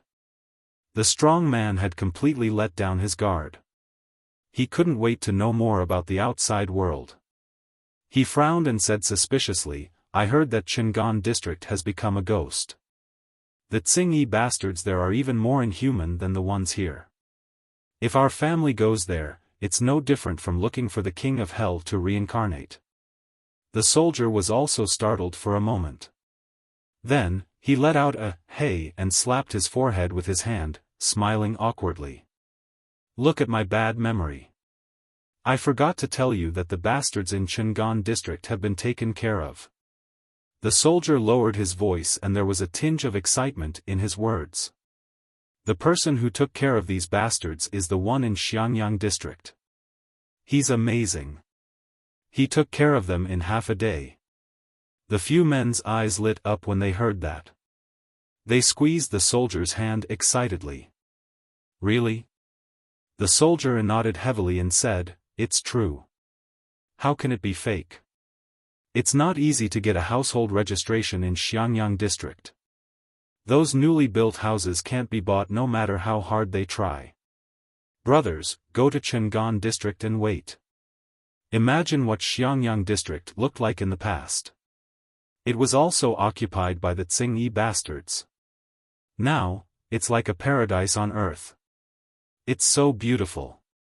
The strong man followed the soldier's lead and asked, "Do you think that Qingan district will be as good as Xiangyang district in the future?" The soldier nodded affirmatively. "Of course. I heard that the magistrate of Xiangyang district is short of manpower. I plan to settle down and find a good job there in the future. Last year, I didn't make it in time. Everything was almost built when I went there. I heard that those hard-working families can earn enough money to buy a house. They don't have to worry about food and drink." The soldiers could praise Xiangyang district for hours without stopping, but now was not the time to be chattering and showing off. The soldier was beaming with joy as he spoke, as if Xiangyang district was really a paradise on earth. Of course, for these people who were tortured by war and poverty, it was no longer as simple as a paradise on earth. The soldier said a lot of things and muttered regretfully, "It's a pity that I don't know when the magistrate of Xiangyang district will come here. If he comes here, maybe I don't have to take my mother away." Sigh. "Look at my mouth, I can't stop talking. Brother, please don't laugh at me. It's getting late, I have to take advantage of the dark to pick up my mother." The soldier's careless words struck the hearts of a few strong men. No one would want to leave their homeland unless they really couldn't live anymore, not to mention that the price of leaving was emptying their family savings. Now that there was a great opportunity in front of them, if they could grasp it, they would prosper in the future. The rumors of Xiangyang district that they had heard in the past surfaced in their minds, and their hearts thumped wildly. The few brothers looked at each other and saw the determination in each other's eyes. "Big brother, what do you think? Do you want to do it?" "I want to do it. My parents are old, my wife just gave birth to a baby, and the baby is still young. How can they withstand the torment? Why don't we do it and capture all those bastards, then send someone to Cheng and to invite those lords over? Otherwise, how are we going to live?" The third person also agreed, but one of the women was carrying a child who was sleeping soundly and looked worried. But, what if those Tsingyi bastards come back? The soldier's heart skipped a beat. He secretly thought that this woman was going to ruin things. He looked as if he had just understood and smiled sheepishly. Sister-in-law is right, you guys better not take the risk.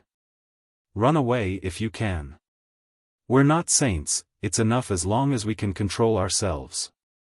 I see that the uncles and aunties aren't young anymore. Big brothers, find some helpers and beat up those bastards at the city gate. Run away if you can. This place is deep, and it's not easy to run away. The few men looked hesitant and struggled. The soldier's heart stirred, and he added fuel to the fire. Big brothers, you guys have reminded me. The man in the prime of life asked, remind what? The soldier said matter-of-factly, offer the city. If I persuade the villagers and this matter succeeds, won't it be a great merit? As soon as he said this, the three men's expressions changed abruptly, and the greed in their hearts gained the upper hand. Yes, if they were to offer Xiaoping district, it would be a great merit. Why didn't they think of it in such a short time? They were almost delayed by their own women and pushed away such a good thing for no reason. Thinking of this, he glared fiercely at the woman who spoke, causing her to shrink her neck in fear. Fearing that this merit would be taken away by the soldier, the three men first said with embarrassment that they had left something at home and asked him to take care of it. Of course, to be on the safe side, the two older brothers left, leaving the youngest brother to delay the soldier. The soldier secretly heaved a long sigh of relief. It was not easy to fool people these days. His master Qiguan said that if there was no movement in the city at dawn, the elites outside would attack Xiaoping district. Now that it was night time, if they moved quickly, they should be able to catch up. Seeing the family return, the soldier who was hiding in the dark frowned and secretly rejoiced that he was lucky. Looking at the big brother who held him back, the soldier's heart skipped a beat. He pretended to be an enthusiastic and simple-minded fool. Outside the city, Jiang Pengji sleepily yawned. Qiguan Rang looked up at the moonlight, and he was somewhat uncertain. Could a single soldier really instigate the people in the city to rebel? If Xiaoping district has sufficient troops, the people who are used to being oppressed and threatened will most likely not have the guts to rebel. However, there are only 1,000 people in the Tsingyi army in the city, and it's the time when everyone is sleepy and asleep. It's a dark and windy night, the time to commit murder and arson. While they were talking, a conspiracy was brewing in Xiaoping district. The oppressed people formed groups of 3 to 5. They held their own kitchen knives for cooking, chopping firewood, carrying poles for carrying firewood, clubs for washing clothes. They took whatever they could and rushed madly to the territory of the Tsingyi army, which they knew was the territory of the Tsingyi army. Most of the members of the Tsingyi army who were guarding the place were already drowsy, and some directly entered their dreams to look for the Lord of Zhou.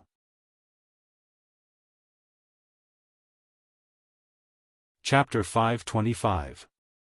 Many members of the Tsingyi army were hacked or hammered to death in their sleep. Some were lucky enough not to be beaten to death. They were just tied up with ropes and stuffed in their mouths to prevent them from making any noise and waking up the other members of the Tsingyi army. In the beginning, these people were still anxious and uneasy. They only had some courage when they acted with people they were familiar with. However, after 1 or 2 times, they saw that the beasts who once bullied them were no longer angry. The little fear in their hearts dissipated. Just as they saw, the members of the Tsingyi army were not made of copper and iron. They would still die if their heads were chopped off. This rebellion plot lasted for a whole hour. The heavy night sky gradually faded, and there were a few more traces of green and white. Jiang Pengji crossed her arms and sat in the grass. Her back was straight, her head was slightly lowered, and her eyes were closed. Others thought she was closing her eyes to take a nap, but in fact, she was sleeping. Yes, she was sleeping. Qiguan Rang looked at his lord in amazement. She had maintained this sleeping position for more than 2 hours. What are you surprised about? Jiang Pengji suddenly opened her eyes and said calmly, as a qualified general, you should develop this habit. No matter what environment you are in, you should be able to fall asleep quickly and conserve your energy. Don't make a fuss about nothing. She woke up and slept as she pleased. Jiang Pengji looked up at the sky and frowned slightly. Is there still no movement in Jiaoping district? Qiguan Rang said, I've already sent scouts to gather information. They should be back soon. At that moment, Jiang Pengji glanced at the city wall in the distance. The guards who should have been standing on it had disappeared. She said, it should be about time. Let's put on an act until the end. Let's retreat for a distance before coming back. Qiguan Rang was startled. Jiang Pengji said matter-of-factly, otherwise, when people leave the city and see a group of us rubbing our hands together, won't they know that there's something fishy going on? They offered the city, and we, passively, took it over. Jiaoping district was not seized by us, understand? It was seized, and others rushed to deliver it. The two sounded different. Qiguan Rang almost choked. Why didn't he know that his lord had such a shameless side to her? Thinking of something, Qiguan Rang said, if that's the case, there won't be a chance for the lord to display his skills. Jiaoping district was conquered without bloodshed, and it was because the others had rushed to help.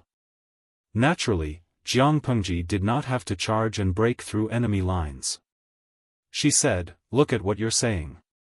It's as if I'm a bloody warrior. People would die in war. Even if it was an overwhelming victory, it was hard to guarantee that there would be no casualties. It would be best if they could take over Jiaoping district peacefully. Why are you fighting? You're harming the harmony of the world. Jiang Pengji spoke righteously. Not only did Qiguan Rang think she was shameless, but the audience who stayed up late to watch the live stream also ridiculed her. Yuantong Courier, hee, the biggest joke of the year, the host is a pacifist. Zhongtong Express Post, I think there's nothing wrong with the host's words. The enemy's life is not life, but the life of one's family is different. Shentong Express, sigh, the streamer must have forgotten how much she wanted to fight on the battlefield. I could feel the resentment emanating from her even through the screen. Now, he turned around and said that he was a pacifist. Didn't he feel ashamed? In fact, Jiang Pengji was indeed a pacifist, but her peace was to stop killing by killing. She killed the enemy. She did not care how many enemies died, but she would avoid unnecessary losses on her side if possible. Before Qiguan Rang could speak, Jiang Pengji said, according to the time and distance, after we take over Jiaoping district, if we take shortcuts, we can rush back to Xiangyang district and attack the rear of the Tsing-Yi army. I'm worried that we can't defend Xiangyang district. After taking over Jiaoping district without bloodshed, the loss of troops on Jiang Pengji's side was almost zero. The biggest advantage of taking over peacefully was that she did not need to spend time to appease the people. She could even temporarily recruit a group of people to help defend Jiaoping district. She could bring 1,000 troops to aid Xiangyang district. This was the fastest way she could think of. Qiguan Rang frowned and asked, how can this be? 4,000 troops are indeed tight, but Huayu and Coach Luoyue are not easy to deal with. The defense in the city is perfect. It's almost impossible for a motley crew like the Tsing-Yi army to take over Xiangyang district. You said it's almost impossible, not absolutely. Jiang Pengji's face darkened as she said, Wenjing, do you still remember when I left Hejin and followed my father to Shangjing? Why did I entrust the troops to you to take care of them? Qiguan Rang did not understand. He carefully recalled the memory of that time and suddenly thought of something. His expression changed slightly. My lord, you mean? Lady Takshu. Qiguan Rang was stunned. That year, Jiang Pengji sneaked into Wei Yuan's residence late at night and entrusted the trifling matters of the troops to Qiguan Rang.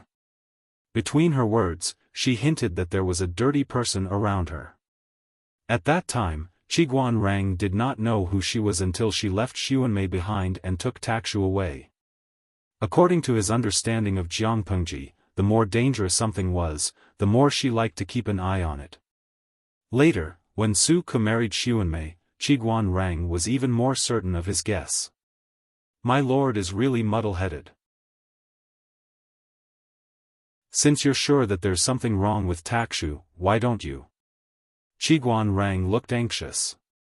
Takshu's identity had yet to be revealed. If she did something in Xiangyang district, it would be hard to guard against it. Jiang Pengji raised her eyes lazily and said, Wen Zheng, don't worry. Although I'm a little risky, I'm not fooling around. There's something wrong with Takshu, and it's a big problem. Do you understand that she has more than one master behind her back? After so many years, I've found out about one of them, but I've never had a clue about the other. It's better to keep her by my side than to plot in the dark. But if she takes advantage of this crisis and lets the Tsing-Yi army enter the city, she won't do that. Jiang Pengji sneered and said with absolute certainty, before achieving a certain goal, she won't do anything to hurt me. Perhaps, more than anyone else, she hopes that I can gain a foothold in the north. Qiguan Rang was speechless. His intelligent brain felt inadequate. Suddenly, he said irritably, Isn't Lady Taksha the personal maid that the old master prepared for you? How could she be taken advantage of? Jiang Pengji said meaningfully, Yes, my father prepared her, but she can't handle her long hands. If she told Qiguan Rang that there was something wrong with Xuanmei, he would probably go crazy. What kind of luck does my father have? There's something wrong with the two people he arranged. TSK. As they were talking, the tightly shut city gate of Jiaoping district opened. A group of more than 100 people sneaked out of the city before dawn. About half an hour later, the two groups of people met on the way. The people were trembling with fear. Jiang Pengji looked solemn and reported her origins in a low voice. I'm the district magistrate of Xiangyang district, Lu Shi. Who are you and where are you from? Lu Shi? The district magistrate of Xiangyang district? The people were in an uproar and they discussed animatedly. At that moment, a rather old leader slowly stepped out of the ranks and bowed with his hands folded in front. We are the people of Jiaoping district. The people of Jiaoping district? Why are you here? Chapter 526. As the old man knelt, the hundreds of people behind him also knelt on the ground, begging. Each of them was sallow and emaciated, and their skin had an unhealthy color to it. It was as if they would faint if they said two more words. The audience in the streaming room could not bear to see this. They could not help but send bullet screens to advise Jiang Pengji to stop putting on a show and quickly accept these people. Yiyibio, streamer, they look so pitiful. Didn't you say that the common people are like duckweed in troubled times? They're begging you so much, just accept them. Anyway, this is also one of your plans. It's not good to let them kneel. Jiagangyizhang, tisk, that's why I said the streamer's heart is really dirty. It's obvious that she covets Jiaoping district.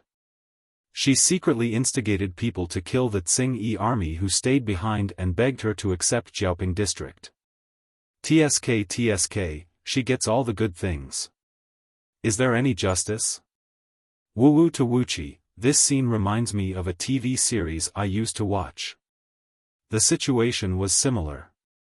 The refugees were begging the protagonist. At that time, he felt that it was a little funny. After all, the extras didn't act well. The refugees didn't look like refugees, nor did they look like they were begging. It was more like they were watching the protagonist's monkey show, which made people feel awkward. Looking at this scene, to be honest, I felt that I needed to calm down and calm down. Qitian Shuangbi, you guys are thinking too much. Is the streamer the kind of person who likes to put on airs? The facts proved that Jiang Pengji was not. At least she would not make the people kneel on the ground and kowtow until their heads were broken. All of you, stand up and speak. If you have any grievances, feel free to speak up. If I, Lu Shi, can help everyone settle it, I will definitely not refuse. Jiang Pengji dismounted from the horse and helped the few people who were kneeling in front of her up. It's deep in the night and the ground is moist. Get up and talk. The leading old man had a high EQ. Naturally, he wouldn't kneel on the ground and say things like, "If you don't listen to us, we won't get up." This wasn't begging for mercy, it was another form of blackmail. So when Jiang Pengji helped him up, he stood up. This old man was quite prestigious in Jiaoping district. When the other commoners saw that he had gotten up, they helped each other up from the ground. The old man bowed again and said, "Magistrate Lu, where are you preparing to go with your troops?" Jiang Pengji said, "I heard that Cheng'an, Jiaoping, and Maolin districts are plagued by bandits from the Tsing-Yi army. The people have no way of making a living, so I came over to clear them out. The members of the Tsing-Yi army in Cheng'an district have all been killed. They originally wanted to reorganize in peace. Not long ago, they heard that the Tsing-Yi army in Jiaoping district had gathered their troops and horses and left in full strength. They did not know what their purpose was. That's why I brought some troops over to check out the situation." The old man was overjoyed. His eyes brimmed with tears as he said excitedly, "What a coincidence." Magistrate Lu didn't know that the bandits in black had indeed left Jiaoping district, leaving only about 1,000 people to guard the county. "I've heard that Magistrate Lu is noble and righteous. He led the villagers to get rid of the evil bandits in green. I'm about to rush to Cheng'an district to look for Magistrate Lu. If those evil bandits find out about this, I'm afraid they won't let the people of the city go." Jiang Pengji seemed to have finally understood. "Is it because of this that the old man asked me?" Jiang Pengji asked. The old man raised his hand to wipe the hot tears from the corners of his eyes. He said, "Exactly. I only hope that Magistrate Lu is benevolent and righteous. He can protect the innocent people of Jiaoping district so that they won't be harassed by the evil bandits in green. If the county magistrate agrees, this old man can die in peace." Jiang Pengji looked hesitant. The old man's heart was in his throat. Not long after, her eyes became very determined. "Since the villagers love me so much, how can I let you down?" Jiang Pengji said. When the old man heard the good news, he immediately heaved a sigh of relief. His pale face was flushed. Life is like a drama. It all depends on one's acting skills. Watching his lord's perfect performance, even a shameless person like Qiguan Rang was secretly ashamed of her. His lord was so shameless that he could rest assured. In fact, it was not that the old man did not suspect Jiang Pengji's identity. However, she had a noble demeanor. Her face was handsome and upright. The troops behind her were strong and powerful. The clothes that the troops wore were clean and tidy. Their vital parts were covered with leather armor. The weapons they carried were of superior quality. The old man was not ignorant. Just by looking at the lineup, he believed 80% of it. He tested Jiang Pengji's attitude toward Jiaoping district. He saw that she truly pitied the suffering of the people. She spoke eloquently about various methods of disaster relief and saving the people. He thought that the standard of the son of a top aristocratic family was only as good as hers. The old man could not pick out any mistakes. The more he talked, the more satisfied he was. The old man was a rare intellectual and cultured person in Jiaoping district. He was a good teacher. Some children from poor families came to him to study. He would also reduce or exempt their tuition fees at his discretion. He had a very good heart. He acknowledged that Jiang Pengji was the legendary young district magistrate Lu who could create miracles and love the people like his own children. The other people also believed her with relief. Qiguan Rang led them into the city. Looking at the open city gate of Jiaoping district, he fanned himself with his feather fan. His lord was too capable. He always felt that as a counselor, he was facing the dilemma of being laid off and unemployed. They welcomed him all the way to the district headquarters of Jiaoping district. The place had already been occupied by the people. The Tsing-Yi army could also capture and kill them. Jiang Pengji sat calmly on the seat of honor. General Ping Tian of Jiaoping district did not expect that the owner of the nest had already changed hands after they left for just half a day. Outside, the morning light was slightly intoxicating. So far, out of the 4 districts of Fengyi County, 3 districts were already in her hands. Maolin district would probably be hers soon. Liyun, Su Ku, and the others really did not disappoint Jiang Pengji's high expectations. They took advantage of the night to launch a surprise attack on Maolin district and broke through the city gate. The defense of Maolin district was even weaker than that of Jiaoping district. There were only 2 or 3 guards on the city gate. Li Yun drew his bow and knocked an arrow under the city gate. He shot through the guards on the city wall. With a good start, the morale was greatly boosted. In comparison, Maolin district did not even manage to form a decent attack. The resistance was even weaker and insignificant. The battle was like a hot knife through butter. Using the ladder to climb up the city wall, Li Yun took the lead and rushed to the front. Wherever his silver spear passed, the enemy's corpses were strewn on the spot. Su Ku was well versed in the ways to strike the local morale. Perhaps it could be said that he had become shameless after hanging out with Jiang Pengji for a long time. He ordered the troops to attack forcefully while shouting loudly, "The Tsing-Yi army's destiny is near. The entire army is defeated and fleeing." During this period, reinforcements arrived one after another. However, faced with the tyrannical siege chariots, improved crossbows, and ballistae, the Tsing-Yi army charged in batches and died in batches. In addition, the words shouted by the troops caused the Tsing-Yi army's morale to hit rock bottom. They no longer had the will to fight. The Tsing-Yi army was just a motley crew. They had lost their backbone and their morale was low. The number of Tsing-Yi army in Maolin district was pitifully small. The combat power that they could exert as a whole was even more pitiful. In just half a day, they had already occupied the entire Maolin district. Compared to the crisis in Xiangyang district, the sneak attack and siege battle in Jiaoping district and Maolin district was like a small game. Chapter 527. Feng Jin was probably the only one who knew if he was going to explode. He turned his gaze back to Xiangyang district. The Tsing-Yi army at the west and north gates had been completely defeated. Some were dead and some were injured. Many of the Tsing-Yi army saw that they had lost the upper hand. They panicked and ran away, leaving thousands of corpses behind them. Looking at the mess on the ground, Feng Jin raised his hand to wipe his face with a solemn expression. He wiped away the blood on his face. He asked the soldier in a hoarse voice, "How's the situation at the south gate?" The sky gradually turned from black to greenish-white. The sun rose from the horizon and dispersed the darkness. Looking at the sky, the battle at the south gate should have already started. He just didn't know the situation.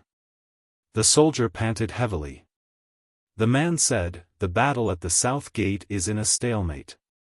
General Luo is leading his men to resist." Feng Jin looked at the city gate that was blocked by bricks with pity. If he had enough men around him, why would he need to block the city gate? If he didn't block the city gate, he could send a team with high mobility to harass the Tsing-Yi army from the back and attack their morale. Both sides wouldn't have fought for so long. The defense line of the city wall was almost broken by the Tsing-Yi army. This made Feng Jin rather vexed. He glanced at the crowd and said, "The wounded should all rest. Except for those guarding the city gate, the rest should leave the city with me." After blocking the west and north gates, they could still go out from the east gate. They could outflank the Tsing-Yi army from the back and harass them. As long as the south gate was strong, the Tsing-Yi army couldn't take it down after a long time, and the back was harassed many times, their morale would definitely plummet. A soldier was covered in blood. He looked like a bloody man and was in a terrible state. He stopped Feng Jin. "Sir, you mustn't. You just need to tell us what to do. There's no need to risk leaving the city." Feng Jin said resolutely, "I'm not powerless. I can protect myself. Soldiers, there's no need to say more." The soldiers were physically strong. The high-intensity training in the military camp was not just for show. After a night of fierce fighting, they still had energy. However, Feng Jin was the son of an aristocratic family who lived an exquisite life. His body was better than ordinary people, but compared to these rough men, he was still a lot weaker. Now, even he could grit his teeth and say to continue fighting.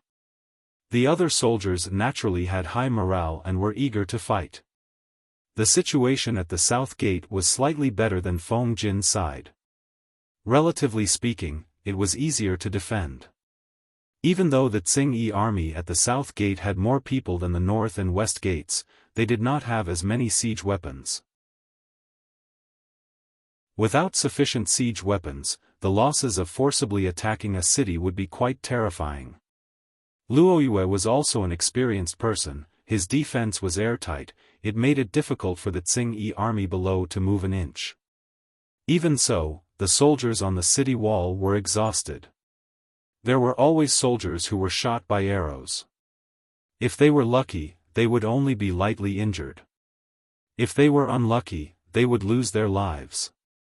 However, no one had the time to mourn. They could only focus on dealing with the enemy. Just as Jiang Pengji had said, there were only the living and the dead on the battlefield. There was no distinction between men and women. Looking at the tacit cooperation of the troops, Luo Yue felt a little emotional. He gradually agreed with the women's battalion that his lord had established. If all the women stayed behind to support their husbands and raise their children, it would indeed be a waste of nearly half of the human resources. After going through rigorous training, they were able to fight on the battlefield with weapons in hand. Their performance was no worse than that of the male soldiers. In today's world, women and children were seen as a vulnerable group and needed protection. However, most of the men could not even protect themselves. How could they protect them? Even if Luo Yue's views made him feel that women should not go to the battlefield, his rationality told him that this was not wrong. If others could not protect them, why couldn't they work hard to protect themselves? 10,000 troops were more than enough to defend Xiangyang district, but what about Qingan district, Maolin district and Jiaoping district? It was almost a fantasy to rely on 10,000 troops to defend a district. It could be predicted that after conquering the other 3 districts, it was imperative to expand the troops. However, the north had experienced a series of natural and man-made disasters. There was a huge loss of young and strong men. When the time came, it was unknown how many soldiers they could recruit. If there were more female soldiers, it would indeed greatly relieve the pressure on the military camp. With these thoughts in his mind, Luo Yue continued to command calmly. He thought that there would be a stalemate for a while. Unexpectedly, there was a sudden commotion from the rear of the Tsing-Yi army. The originally orderly attack instantly became a mess. Using the height of the city wall, Luo Yue could see the movement from afar. His eyes lit up and his heart flashed with ecstasy. Soldiers, the Tsing-Yi army at the north and west gates have all been killed. He raised his arm and shouted. The troops seemed to have been injected with a shot of adrenaline. Joy flashed across their originally tired faces. The north and west gates had already won. Everyone knew that Xiangyang district was attacked from both front and back. While the troops at the south gate defended against the Tsing-Yi army, they were afraid that their rear would be breached by the enemy. Now, Luoyue told them that the rear was safe. They only needed to defeat the enemy at the front. How could they not be excited? The morale of their troops rose again and again. The Tsing-Yi army's morale continued to decline. Feng Jin led the troops to charge forward and make a detour to harass them. The city gate was impregnable. The Tsing-Yi army attacked for a long time without success. Behind them, there were cavalry harassing them.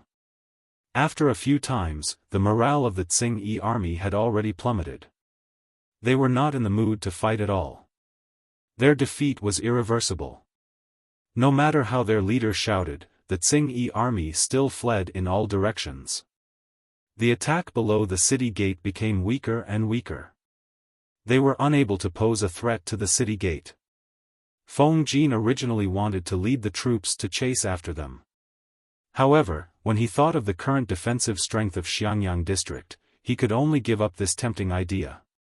Luoyue wiped the bloodstains on his face. He bowed to Feng Jin and said, "Thank you for rushing over to help." The battle at the south gate lasted for more than 2 hours. However, the battle at the north and west gate started at 4 in the morning. Moreover, it was a battle at night. It consumed a lot of energy. Looking at Feng Jin, he must have led the troops to help the south gate right after the battle ended. If not for that, even if Luoyue had the confidence to defend the south gate, he would have to use up a lot of defensive equipment. Feng Jin took some time to catch his breath. He raised his hand to help Luoyue up. He said, "Coach Luoyue, you don't have to thank me. This is what I should do." Luoyue looked at the direction in which the Tsing-Yi army fled in resentment. He said fiercely, "It's a pity that they escaped."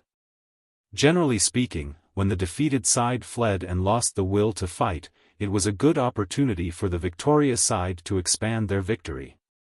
Now that he saw the remnants of the Tsing-Yi army leave, Luoyue naturally felt bad. Feng Jin said, "It's okay.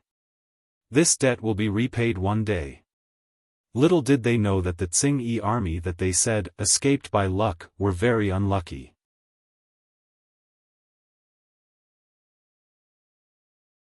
Chapter 528. She left Qiguan Rang behind in Jiaoping district. She had the final say in everything. At his command, Bai sprinted off into the distance, taking the lead as fast as he could. The Tsing-Yi army in Maolin district lost their morale. They fled pathetically and were utterly defeated. After they ran for a distance, a few chieftains began to organize their men. Naturally, they moved slowly. When they managed to organize more than half of the defeated soldiers, they would face a new disaster. A small chieftain spat on the ground and said unhappily, "What do you mean by Xiangyang district is empty of troops? F***ck, does this look like it's empty of troops? It's harder to chew than a bone. Not only is it hard to chew, but it's also hard to chew. We suffered a huge loss this time." The accomplice beside him sat on the ground and wiped his face with both hands. He said fiercely, "We'll remember this today. We'll make those people in Xiangyang district pay the price in the future. They made us suffer such a huge loss. We can't let it go easily." There were also some who looked into the distance dejectedly. No one knew what they were thinking. In the distance, the Tsing-Yi army gathered in 2s and 3s. Each of them was hunchbacked and had ashen faces. They looked like defeated roosters. There was no valiant and high-spirited aura on them. It made people feel unhappy and secretly scolded them for being a bunch of good-for-nothings. Some of the small chieftains were very unhappy with these soldiers who swayed according to the situation. It was just a defeat. Was there a need to be like this? Weren't they still alive? As long as they were alive, there would be a day when they would make a comeback. These useless people ran away faster than anyone else when they saw that the situation was not good. Now we'll organize our men and return to Maolin district first before making plans. They originally wanted to take advantage of the situation. Who knew that not only did they not take advantage of the situation, they were also counterattacked. It was really embarrassing. They could not covet the fat piece of meat that was Xiangyang district. Now they had to bring their men back first to prevent the rear from being empty for too long. The leader of the Tsing-Yi army then remembered that there was a shortage of manpower in his backyard. However, he was not very worried. Anyway, Maolin district had been exploited cleanly. There was no profit to be reaped. The nearby Tsing-Yi army did not even look at it. Why would they covet it? However, they all forgot that the other Tsing-Yi army would indeed not covet it. However, it did not mean that Jiang Pengji was not tempted. Now, the 4 districts of Fengyi district were in her hands. She was now the district magistrate of Xiangyang district in name, but in reality, she was the chief of Fengyi district. Not to mention Dongqing, even in other countries, was there a county chief younger than her? Jiang Pengji was completely confident that within a year, Fengyi County would be revitalized and prosperous once again. After Fengyi district was settled, the next step would be the entire Wanzhou. The members of the Tsing-Yi army who had gathered were completely unaware of the impending danger. They sat on the ground in 2s and 3s, their stomachs rumbling with hunger. The weapons in their hands had already been abandoned when they escaped. Hungry and tired, many of them simply found a place to sleep. Looking at the disorderly Tsing-Yi army, a few leaders were so angry that their faces and necks turned red. They wished they could whip these people to wake them up. There are actually no pursuers coming from Xiangyang district. A small leader opened his mouth in surprise. The other person was slightly more knowledgeable and replied, they didn't go out of the city to pursue them. It's most likely because there aren't enough people in the city to hold them back. The leader said, Tsmen, it's hard to deal with them when they don't have enough men. What would happen if they had enough men? Don't boost others' morale and belittle your own. Maybe they think there's no need to chase. Even if they don't have enough men in the city, can you break in? His companion was speechless. They looked at each other in silence, helplessness in their eyes. It was a good thing that the enemy did not chase after them. Tsing-Yi army had more time to organize their men. Just as they heaved a sigh of relief, a member of the Tsing-Yi army scrambled over to report. General, the enemy is coming from afar. What? The enemy was chasing after them? The leaders of the Tsing-Yi army were shocked. One of them, a strong man with a dark face, asked, Enemy? How many?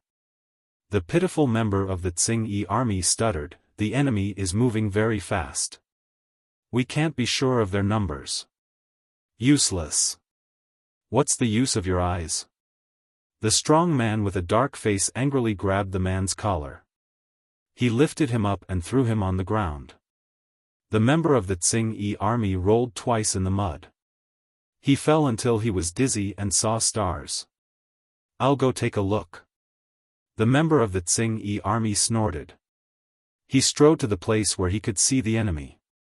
He didn't know if he didn't see, but he was shocked when he saw. Indeed, as the member of the Tsing-Yi army said, the enemy was moving very fast. They were only a few hundred meters away from them. Behind them, there was a thick cloud of dust. It was like the sound of horse hooves. It was impossible to determine the size of the troops chasing after them. However, there were hundreds of enemies running out from the cloud of dust. There were at least 3,000 pursuers. The other side had 3,000 victorious troops, valiant and high-spirited. Although their side still had nearly 4,000 men, they were all exhausted and had no battle experience at all. If the two sides were to clash, they would have no chance of victory. They could only experience the feeling of being utterly defeated once again. At that moment, the leaders couldn't help but want to retreat. They wanted to escape as soon as possible. As long as there's life, there's hope. As for the members of the Tsing-Yi army on the ground, what did their lives have to do with them? On the other side, Jiang Pengji was leading 500 people to charge forward. The remaining 300 people came out in batches from the cloud of dust. She made use of this camp to create the illusion of a large army chasing after them. In reality, she only got a few soldiers to chop a few trees. Then she dragged the branches and ran back and forth on the ground, raising a thick cloud of dust. There were many flaws in this plan, but it could deceive the Tsing-Yi army for a while. The audience in the streaming room saw that she was so cunning. They all ridiculed her. De Goot sells straw shoes. By the way, when you used this plan to deceive people, did you think about Lord Zhang Fei's feelings? Ergo wu de deo, sigh, it's rare for Lord Zhang Fei to be smart for once. His plan was plagiarized by the streamer. I'm upset. Of course, the crux of the problem was not the plan, but the deception. As long as they were deceived, based on their dispirited mentality after suffering a defeat, the possibility of them fighting again was extremely small. Even if they fought, their combat power was not enough. Jiang Pengji was completely confident that she could lead 700 to 800 people to surround and annihilate the 3,000 to 4,000 members of the Tsing-Yi army. The pursuers are here. Everyone, get up. The pursuers are here. Run away quickly. There were loud shouts. Many members of the Tsing-Yi army woke up from their sleep. When they heard that there were pursuers, their bodies had already reacted one step ahead of their minds. Run. The further the better. Most of the members of the Tsing-Yi army were running blindly. One could imagine how little resistance Jiang Pengji encountered. White excitedly increased its speed. The Tsing-Yi army was just a tired and defeated army. How could they outrun it? Some members of the Tsing-Yi army saw that they could not escape, so they simply turned around and wanted to fight to the death. They did not expect that they could not even get close to it. White raised its front hooves high and rewarded them with a hoof. It hit their chests. They heard the sound of bones breaking.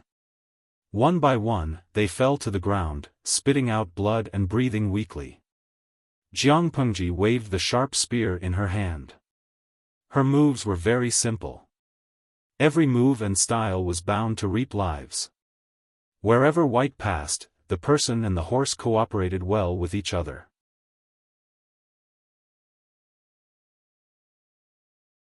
Chapter 529. Mr. Qiguan, we've really tried our best.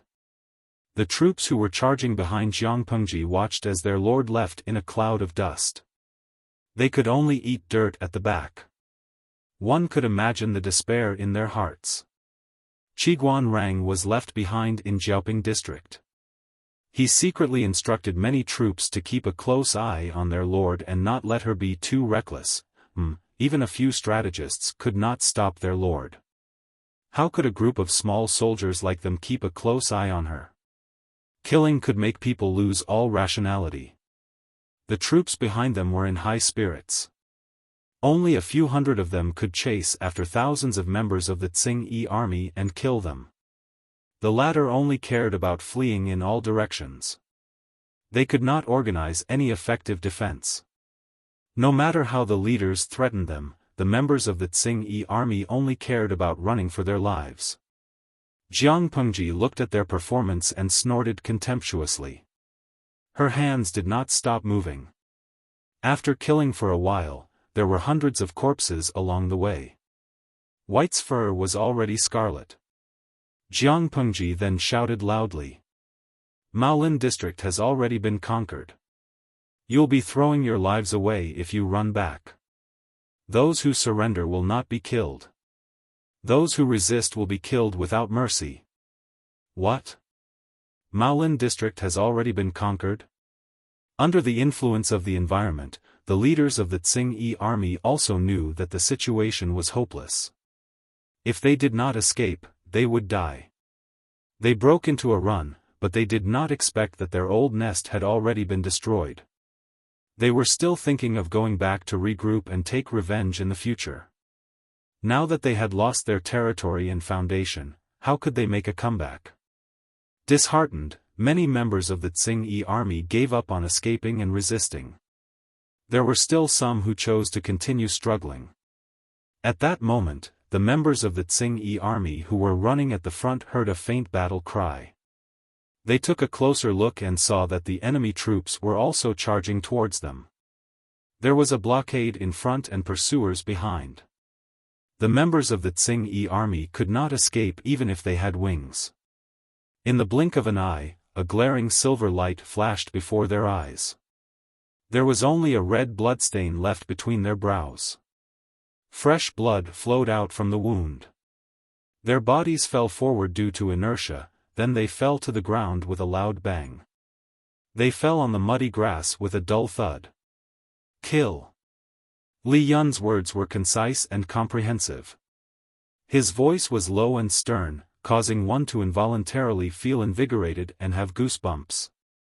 The audience in the live streaming room had a wider field of vision. From afar, they could see the Tsing army's abnormal movements in front of them. Their fleeing formation was in a mess, as if they were hindered by something. They zoomed in to take a look. What the F***CK? That white horse with a silver spear, isn't that Han Mei? Tian monthly tickets break 2,000, super tacit understanding. My husband is coming. Wei Qigong, that's too much. Han Mei's husband is so handsome that I can't close my legs. Han Mei on the battlefield can't get enough of him. Gossipy since I was young, that's right, that's right. Han Mei on the battlefield is like a Prince Charming. The screen is a little dirty, let me lick it.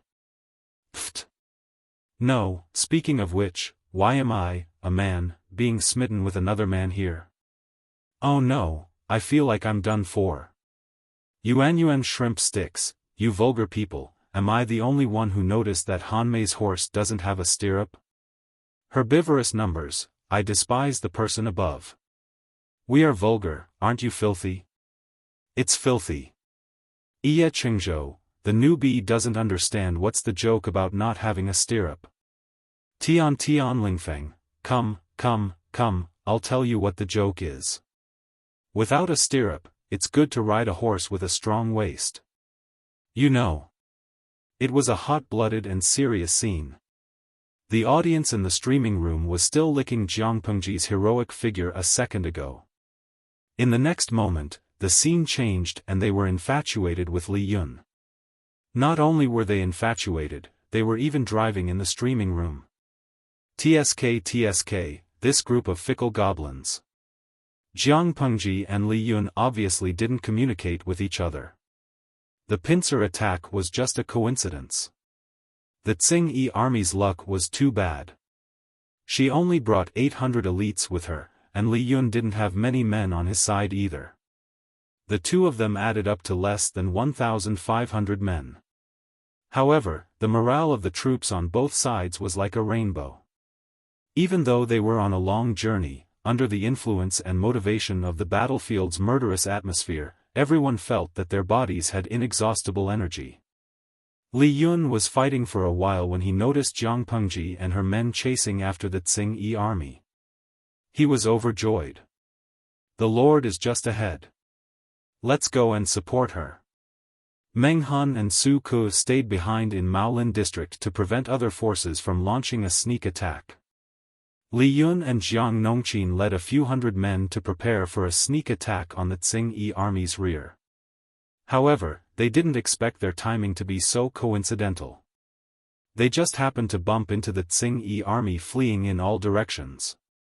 Jiang Nongqin said in a hoarse voice, "Generals and soldiers, follow me to attack and support the Lord." Jiang Nongqin learned from Jiang Pengji and Meng Han. She dismounted from her horse and used a short weapon, but she preferred to use a long spear when fighting on a horse. Due to the limitation of her strength, she also walked lightly and nimbly. She moved as soon as she touched the ground. As a result, the requirement of aiming the spear was stricter.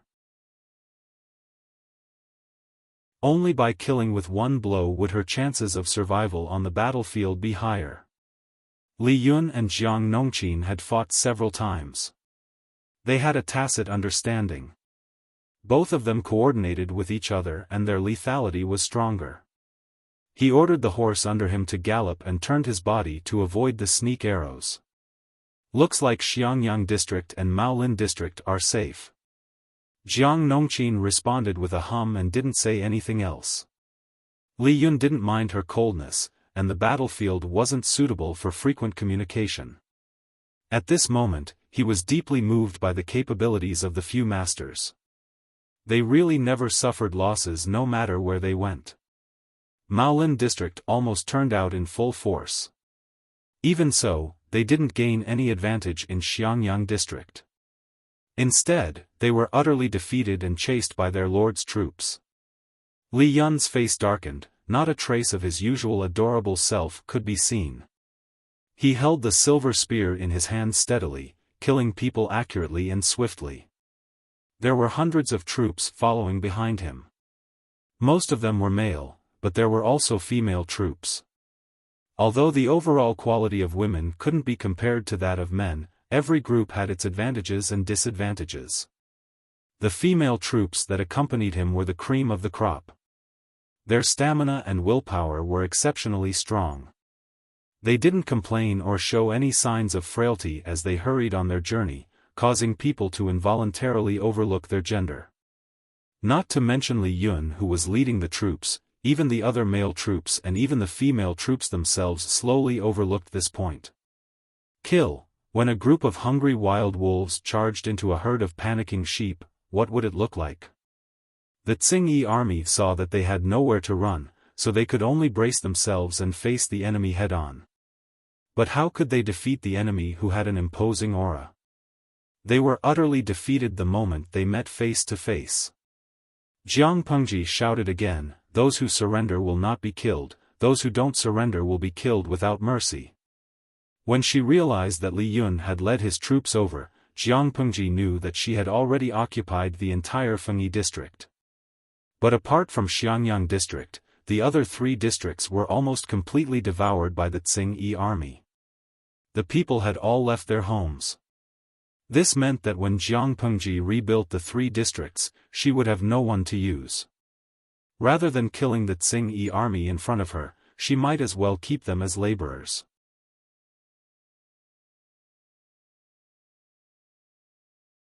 Chapter 530.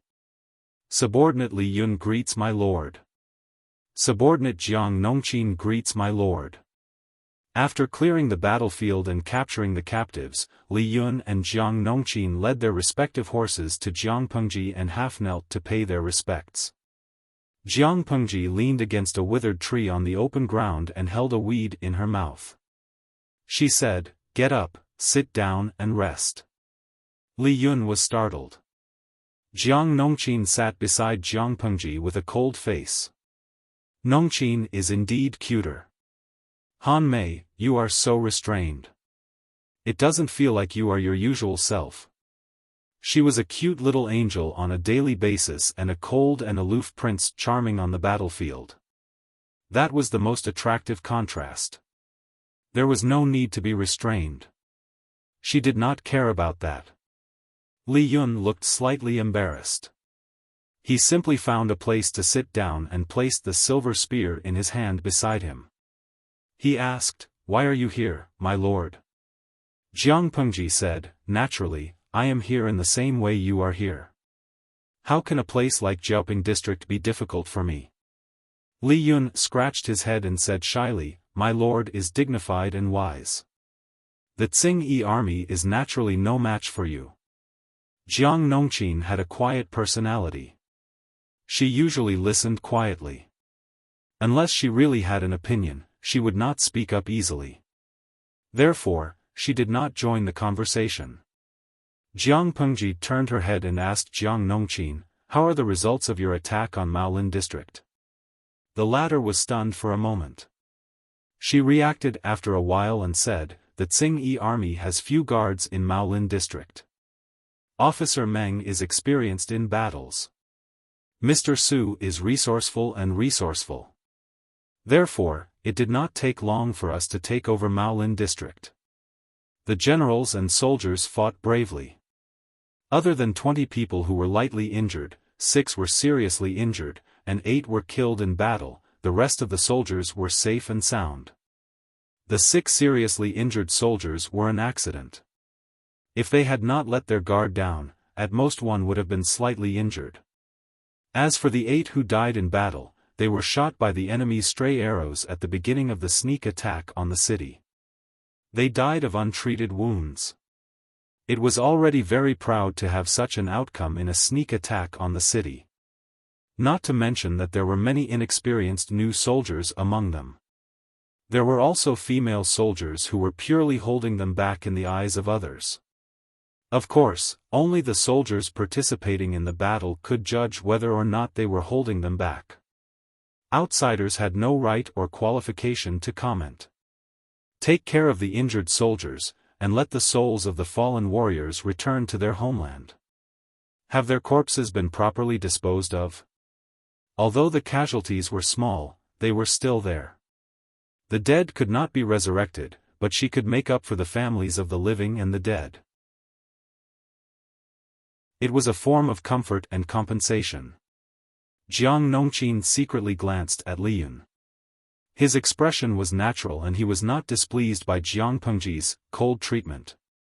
She calmed down and continued, "Rest assured, my lord. The corpses of the soldiers have all been collected. Those that can be buried have already been buried." The audience in the streaming room were mostly fans of Li Yun's looks or true love.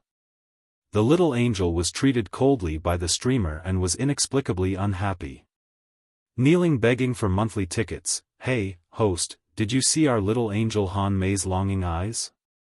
Look at him. Otherwise will now, poor little angel, don't panic. Come to my arms, I'll give you a loving hug." Sapa, is this the post-battle summary report? Our little angel Han Mei knows it too.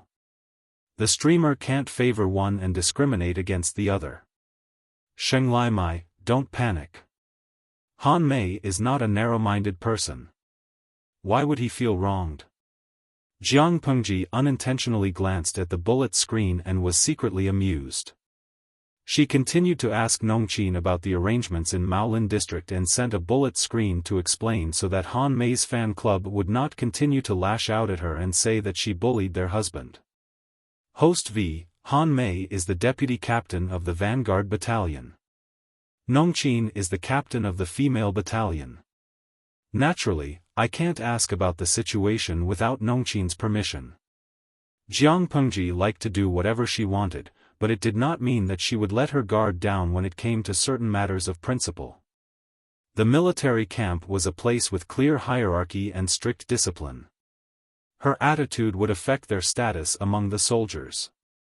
If she treated Jiang Nongqin coldly, it would give the soldiers the misconception that she, the captain, was inferior to the deputy captain.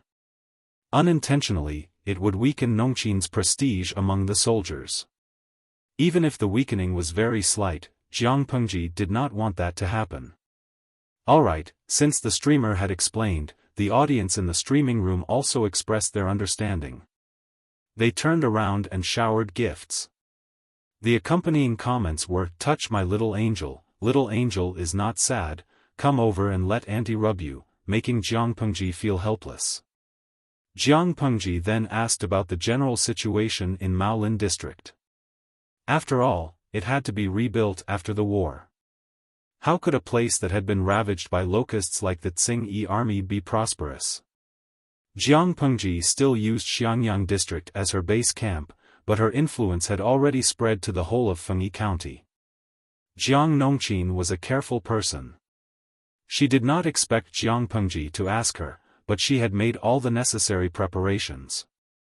Since the Lord valued her, she would naturally tell her everything she knew. She did not hold back and did not leave anything out. Jiang Pengji's brows furrowed imperceptibly. If the financial situation of the 3 districts was ranked, Chang'an district was the poorest, followed by Maolin district, and Jiaoping district was in the best condition. However, the situation of population loss in the three districts was similar. It was not to say that 9 out of 10 houses were empty, but it was sparsely populated. Forget it, rebuilding is not something that can be done in a day. Although there are fewer people, it is not a ghost town. The captives of the Tsing army can be used as laborers, which can relieve a lot of pressure. I'll ask Xiaoyu and the rest to put up notices to recruit laborers and slowly rebuild the three districts. There were benefits to having fewer people. Many houses and lands had become ownerless. She could use them to her heart's content to seek benefits. The larger Jiangpengji's territory was, the stronger her military force was. In the eyes of outsiders, her place was a paradise in a chaotic world. When the time came, it was unknown how many people and wealthy merchants would be attracted to seek refuge. Well, think about the houses in Xiangyang district. The prices had gone from being worthless to increasing every day. Recently, wealthy merchants had sent their servants to inquire.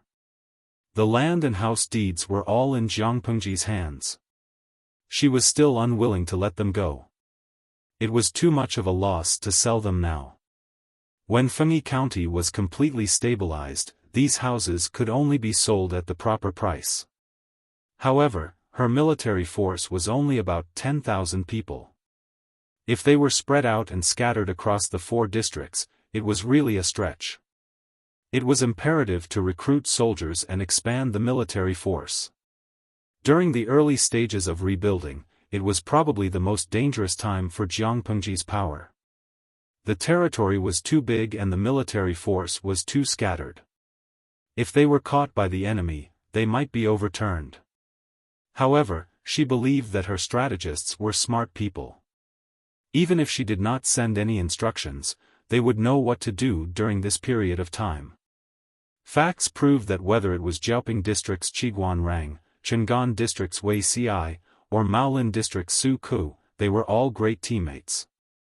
Having just conquered the 3 districts, the 3 of them coincidentally recruited usable laborers. On the other hand, they had to think of a way to make the 1,000 or 2,000 troops look like 10,000 people. They had to strengthen the patrols and throw smoke bombs to confuse the possible enemies so that they would not dare to act rashly. Xiangyang district had won 2 consecutive battles, which could more or less deter the enemies who coveted it.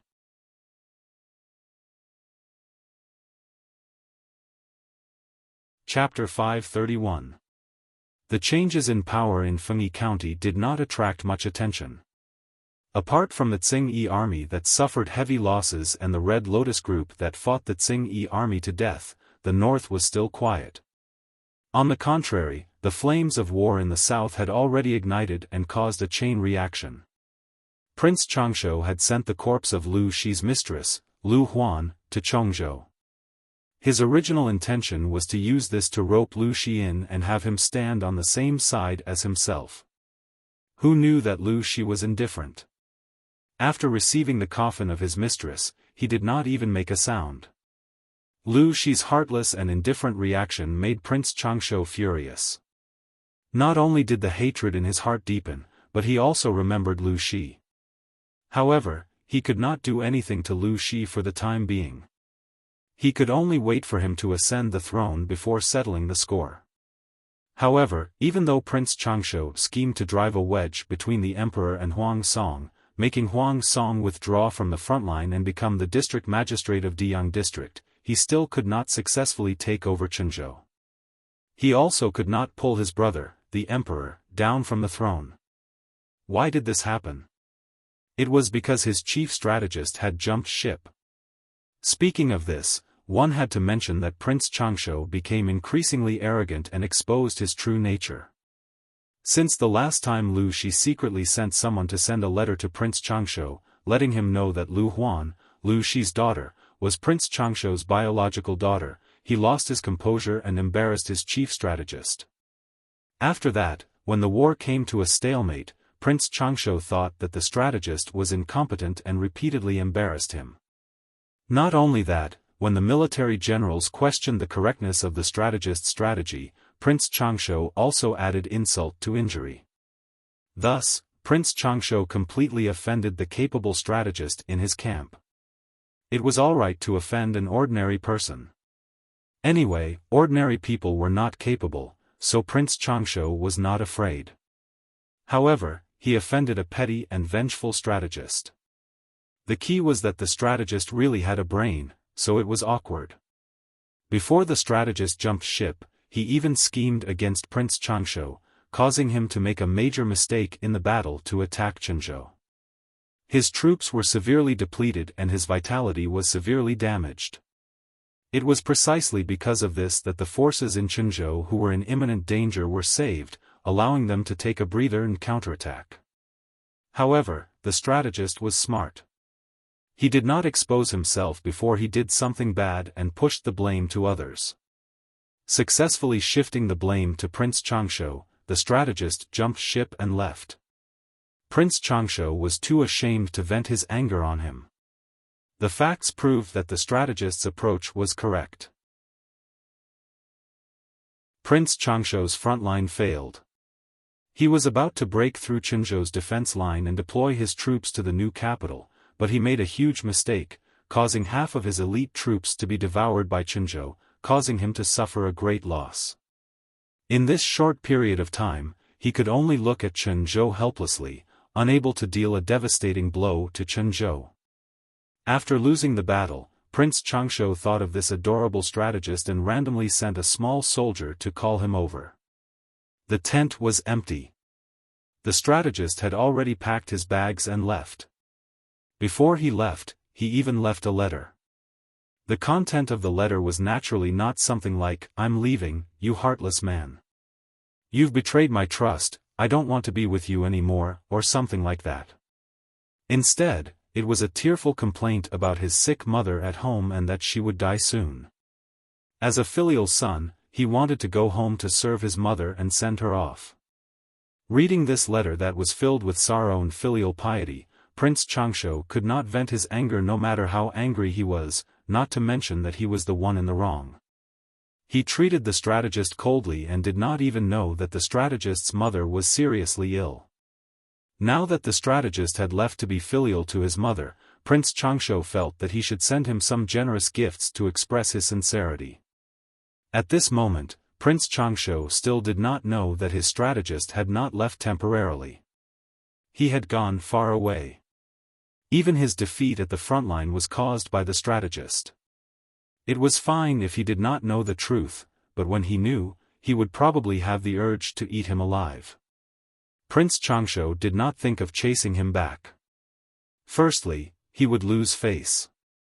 After losing the battle, he hurriedly went to find the strategist he had been cold to for a long time, as if he could not leave him. How could he put his face? Secondly, he had a lot of talents under him. Did he lack this one? Naturally, he did not lack one. Therefore, it was fine for him to be filial to his mother. When he returned after the filial piety, his status would be even lower.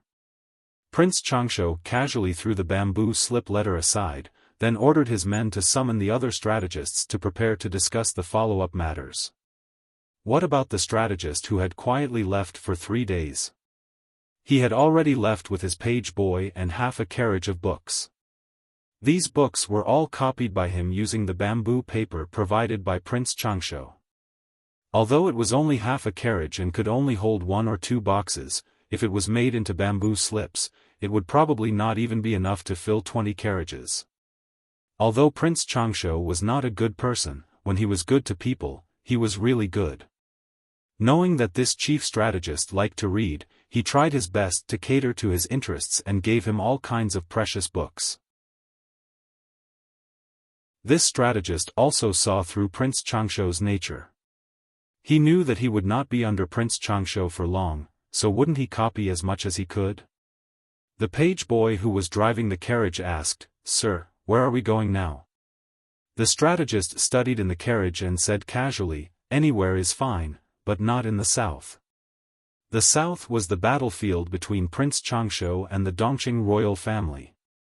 Now that Prince Changsho's vitality was greatly damaged, his original advantage was reduced to dust, causing the two forces to return to the starting line.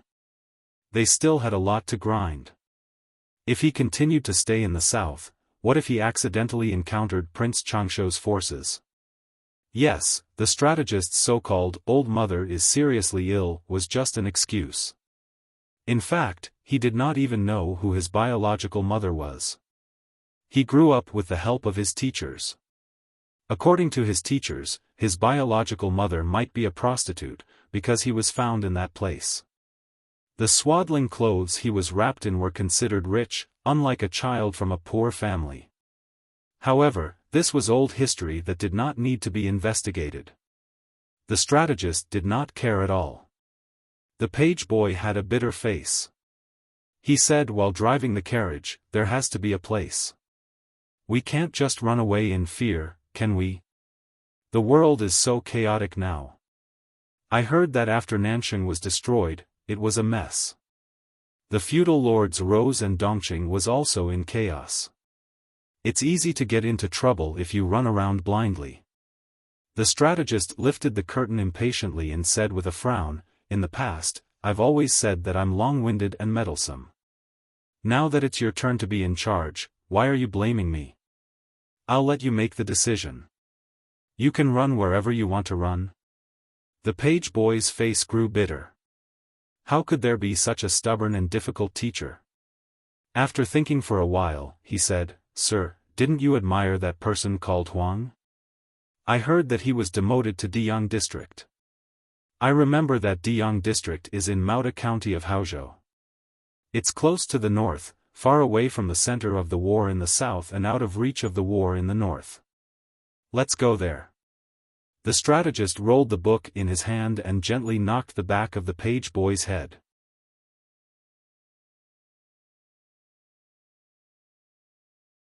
Chapter 532. This little boy servant of his was really petty. When the strategist was working for Prince Changsho's camp, he came up with a plan to trick Huang Song. Huang Song was probably extremely resentful towards this black pot that fell from the sky. If Huang Song knew that it was his idea and that he was the one who instigated Prince Changsho, how could he not bear a grudge? How was this going to seek refuge? It was clearly courting death. Although it was a critical remark, there was a hint of joy and amusement in his tone. One could tell that he was not angry at the boy servant's pettiness. The boy servant naturally understood his master's temper. He was even more certain that the other party would not be angry because of this and would even be eager to try. He said, "Sir, your strategy is unparalleled.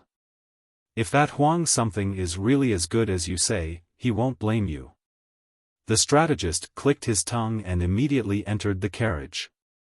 He leaned against the table and spoke lazily. "Up to you." The boy servant smiled and said, "All right, let's go to Diyang district now." Daily pitting master and servant against each other, January 1st, completed. Nowadays, the world was unstable and the people's hearts were in chaos. The knowledgeable people in the world were not optimistic about the Dongqing royal family or Prince Changsho. No matter who won, they would not be able to restore light to this chaotic world. They also did not have the ability or magnanimity to set things right. Since the fall of the Great Xia dynasty, the world was divided into 5 countries. The 5 countries had been established for a short period of time. Those celebrities could not be said to be patriotic at all. Since the world was muddy and unclear, a new world would be created and light would be restored. In this world, there were countless people who chased after fame and profit. As long as there was profit to be made, there would naturally be no shortage of people who chased after it. Some people wanted to support a wise ruler and leave his name in the annals of history, a good name that would last for 10,000 years. This strategist was no exception. Before Prince Changsho revealed his true nature, he indeed had the appearance of a wise ruler. To put it bluntly, he was good at acting. In addition, he was Prince Changsho of the Dongqing royal family. He had a fertile and vast fief and a strong army. He had a very strong capital to fight for the world. However, he was not a patient person and his acting skills were not refined to perfection. It did not take long before he revealed all his flaws. After seeing this person's true colors, the strategist did not want to assist such a terrible person. A good bird chose a tree to rest in and a virtuous minister chose a master to serve. If he could meet a suitable master, he would naturally do his best. If he met an unsuitable one, he would jump ship as soon as possible and find a suitable one. However, since they had worked together for a while, the strategist did not want to go against his old master for the time being. Under the setting sun, the carriage slowly drove toward Diyang district. He wanted to see if this capable Huang Song was really capable and how broad-minded he was. He cherished his life but liked to play with it. The boy servant knew his temperament very well. Otherwise, he would not have suggested that the two of them go to Diyang district. The further north they went, the more refugees there were. Barren fields, starving people, dilapidated ruins. Everything impacted the duo's eyes. However, the strategist had seen many things, and he had a cold personality, so he did not reveal any complicated expressions. On the other hand, the errand boy was still somewhat innocent and kind. When he saw the numb refugees or the crying children, he sighed with emotion. However, he remembered his identity and did not give them any food or money. In fact, he did not even stay for long. When one was outside and the world was so chaotic, kindness sometimes could not be exchanged for gratitude. It might even lead to killing intent. For safety's sake, the errand boy used a skinny old horse to drive the carriage. He changed his clothes into old clothes with many patches, and the carriage that the strategist sat in was also changed into a dusty old carriage. However, the interior of the carriage was more comfortable and clean. With such a combination, as long as they did not encounter refugees who were driven to a dead end, they would generally be fine. The strategist merely raised his eyebrows at this arrangement and did not comment on it. The errand boy took care of his daily life and had always been reliable and considerate. He washed, cooked, sewed, drove, repaired, and survived in the wild. As long as he had this little errand boy with him, he did not have to worry about his life being uncomfortable. Even if he was thrown on an uninhabited deserted island, he would still be able to live comfortably. "Sir, in this current world, when do you think it will be peaceful?" The errand boy was still in his 20s. His hair was tied up in a small bun. Coupled with his chubby little face, he looked even younger. The strategist answered without raising his head, "I'm not a god. How would I know these things?" The errand boy said, "But aren't you determined to assist a wise ruler to help the common people in the world? The person you chose should be able to do this." The strategist bought this errand boy from a starving refugee for only a dozen copper coins. It was originally just a moment of kindness, but he did not expect the errand boy to have a pure heart and was very grateful to others. The strategist simply raised him as a younger brother. However, it seemed that he had raised him too much, causing the errand boy to have extra confidence and admiration for him. Who knows? Maybe a few years, maybe a few decades. Maybe when I'm in the coffin, the world will still be chaotic. The carriage was pulled by an old horse, so it naturally could not be fast. They could only travel slowly. After traveling for a few days, the master and servant ordered a big bowl of tea in a shabby tea house. Some tea leaves floated on the muddy water, and the taste of the tea was quite touching. However, the strategist drank it without a frown. Instead, the errand boy complained that he had been wronged. The master and servant dressed low-key, looking like a poor family. While they were drinking tea, they heard someone talking about Fengyi County. "Have you heard that the damned Tsingyi bastards in Fengyi County have been chased out? Who is so powerful? I heard that even the county chief of Fengyi County wagged his tail at the Tsingyi army. Someone actually chased them out. I heard that it's the district magistrate of Xianyang County, called Lu Shi. I heard that Xiangyang County was once the territory of the Tsing army, but didn't the government make Lu Shi a district magistrate? Last year, he directly led his men to beat up the bastards in Xiangyang County and even incorporated them into his army. The north suffered from the torment of the Tsing army and the Red Lotus group. Many people left their homes and fled to the south. Although there was also a war in the south, they still cared about their reputation and would not be as reckless and violent as the two bandits. Coincidentally, there were also refugees who escaped from Fengyi County in the tea house. When they heard the news about their hometown, they could not help but ask. Then, what about Chang'an district? I escaped from Chang'an district.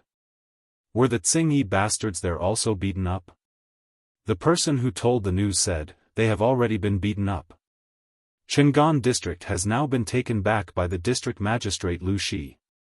The commoner was overjoyed when he heard that, but he immediately hesitated. It was not easy for him to escape from Chang'an district. Who knew what would happen in the future?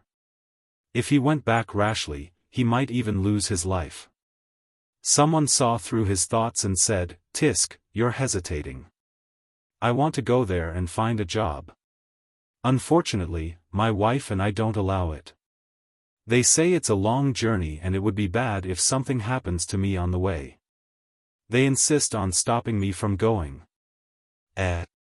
Why? It's good to stay here. Although this place was poor, at least there was no war. At most, the place was a little remote and life was a little tough. The person looked around and asked the people who heard the news, "Do you know what kind of place Xiangyang County is?"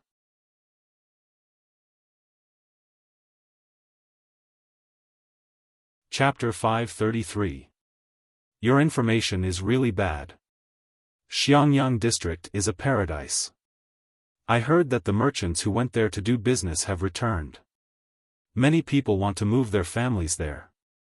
I heard that the land there is neat and tidy. It's clean even on rainy days. The houses are like heavenly palaces. The man described it in poor language, and what he said was what he had heard from the merchants. When Fengyi County was still in the hands of the Tsing army, the merchants still dared to do business in Xiangyang district. This in itself explained a lot of problems. What do you think Xiangyang district used to look like? It wasn't much better than here. In the hands of district magistrate Lu Shi, it changed in half a year. Now that Chang'an district, Maolin district, and Xiaoping district have all been conquered by him, these three poor places might become as good as Xiangyang district. What do you think? If I go for such a good opportunity, I might become rich. The person danced with joy as he spoke. In the end, he sighed. Unfortunately, my wife and I won't allow it. Otherwise, they'll fight with me. Everyone was discussing it. They were very curious about the Xiangyang district that the person mentioned. Most of them did not believe it. Upon hearing that, the boy servant asked the strategist in a low voice in surprise, "This Lu Shi, isn't he just a district magistrate?" A district magistrate mobilized troops to attack the three nearby districts? Who would believe such nonsense, let alone to recover the lost land in Dongqing and save the people from suffering?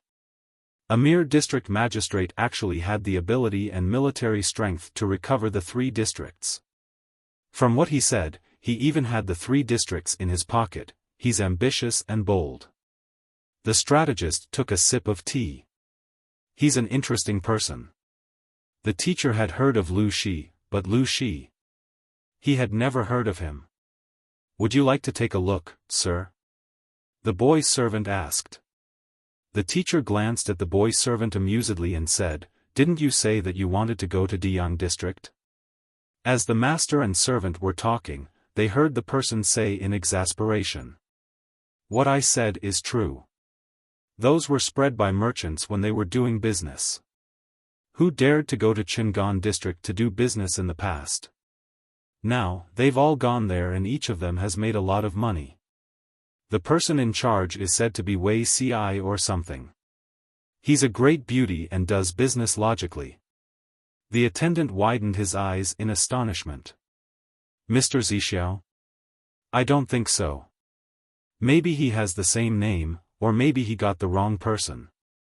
With Zixiao's personality, he doesn't seem to be the type to fall into a trap so quickly. The current situation in the world was still chaotic. With Wei Si's complicated thoughts, he would most likely choose to observe for a while and wait for the true dragon. The page boy pouted and said, "Didn't that person say she was a great beauty?" The strategist couldn't help but laugh. "I've taught you several times, but you didn't listen. Zixiao hates it when people talk about his appearance." The errand boy raised his hand and rubbed his chubby face. His appearance was mediocre. He really did not understand the mentality of those who wished to be ugly. "I'm not allowed to say that she's beautiful. Then I won't say it in the future." The boy grinned. After a while, they listened carefully to that person's narration. The more they listened, the more they felt that the mayor of Chang'an district was Wei Si. The attendant said in a daze, "Maybe, it's really Mr. Zixiao?" The strategist said uncertainly, "Perhaps." The servant asked, "Sir, why don't we go to Chang'an district to look for Mr. Zixiao?" The strategist was rather helpless. "You're a man of your word. Since we're already at the border of Diyang district, it's only a day's time. It's not a wasted trip to see Huang Song first. If you're not satisfied, we'll go to Chang'an district to look for Zixiao." The master and servant drank their tea and returned to the carriage. The weather was still cold, and the people were still wearing heavy clothes. After the end of the spring plowing, there was a period of slack. There were not many people on both sides of the street. However, the closer they got to Diyang district, the more lively it was. It looked a little like the leisure life of a farmer. This Diyang district is peaceful. It seems that Huang something is quite capable. The servant drove the carriage, and the wheels of the carriage rolled slowly. The strategist clicked his tongue and did not make any comments. The master and servant found a quiet place and found that there were open tea houses and eateries on both sides of the street. The people who came and went had a slight blush on their faces. It was obvious that they were living a good life. The servant's impression of Huang Song increased gradually. The strategist's ears were filled with his servant's nagging, saying that everything was good, and that Huang Song seemed to be a good person. "You're very noisy," he said calmly. The servant retorted, "If I don't speak, you'll definitely say that the surroundings are too quiet again." Daily pitting master and servant against each other, January 1st, completed. He was mentally exhausted.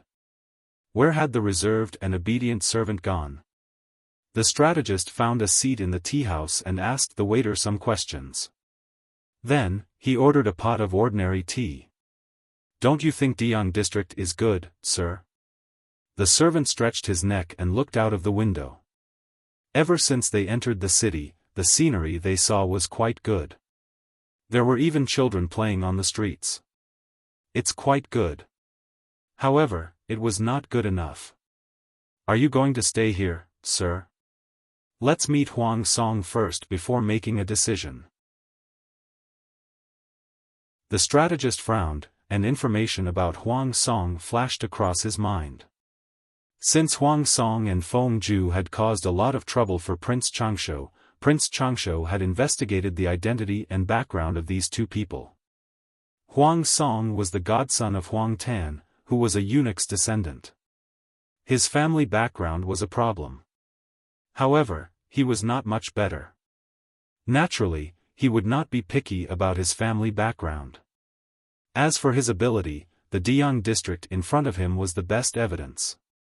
However, he had to focus on this person's breadth of mind and bearing. After all, he was the one who had schemed to get Prince Changsho to frame Huang Song. How could Huang Song not bear a grudge and be disgusted? He did not want to be put in a difficult position. "How do we meet him?" the servant asked. "Hand over a visitation card and say that Yang Si, from Ding County at the border of Chenzhou, wishes to meet him. The servant exclaimed and said, "Sir, if we directly send a visitation card, he might not be willing to meet us." Yang Si said with a smile, "If Huang Song doesn't even know who plotted against him, there's no need to meet him. If Huang Song investigated him, he would naturally know who Yang Si was. Regardless of whether he flew into a rage or something else, he should at least meet him." The servant nodded in agreement and wrote a visitation card neatly. When the gatekeeper saw that the servant was dressed in rags and had countless patches on his clothes, he felt disdain in his heart. He took the visitation card unhappily. Without looking at the contents, the gatekeeper took it directly into the mansion. He did not put the card at the top. Instead, he squeezed it to the bottom. The visitation cards placed at the top were all from important people. After waiting for 3 days, there was still no news. Yang Si asked the servant to describe the situation that day in detail, and the servant said it aggrievedly. "How would he pay attention to you when you were wearing a set of patched clothes?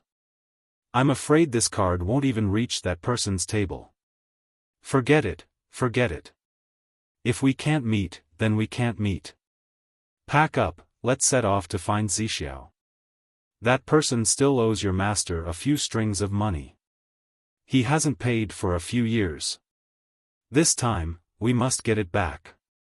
Yang Si did not have any reluctance to leave, so he asked the servant to pack up and leave. The servant pulled the rug from under his feet. "It's not that Mr. Zixiao owes you. It's clearly that you compounded the interest, from a penny of buns to a few strings of money." Yang Si turned his head and scolded him softly, "No one will think you're mute if you don't speak." After the master and servant had been on the road for half a day, Feng Ju, who was already crazy busy, inadvertently flipped through the pile of visitation cards on Huang Song's table.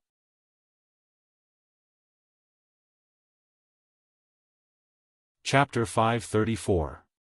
Seeing this visitation card, Feng Ju's heart surged with ecstasy.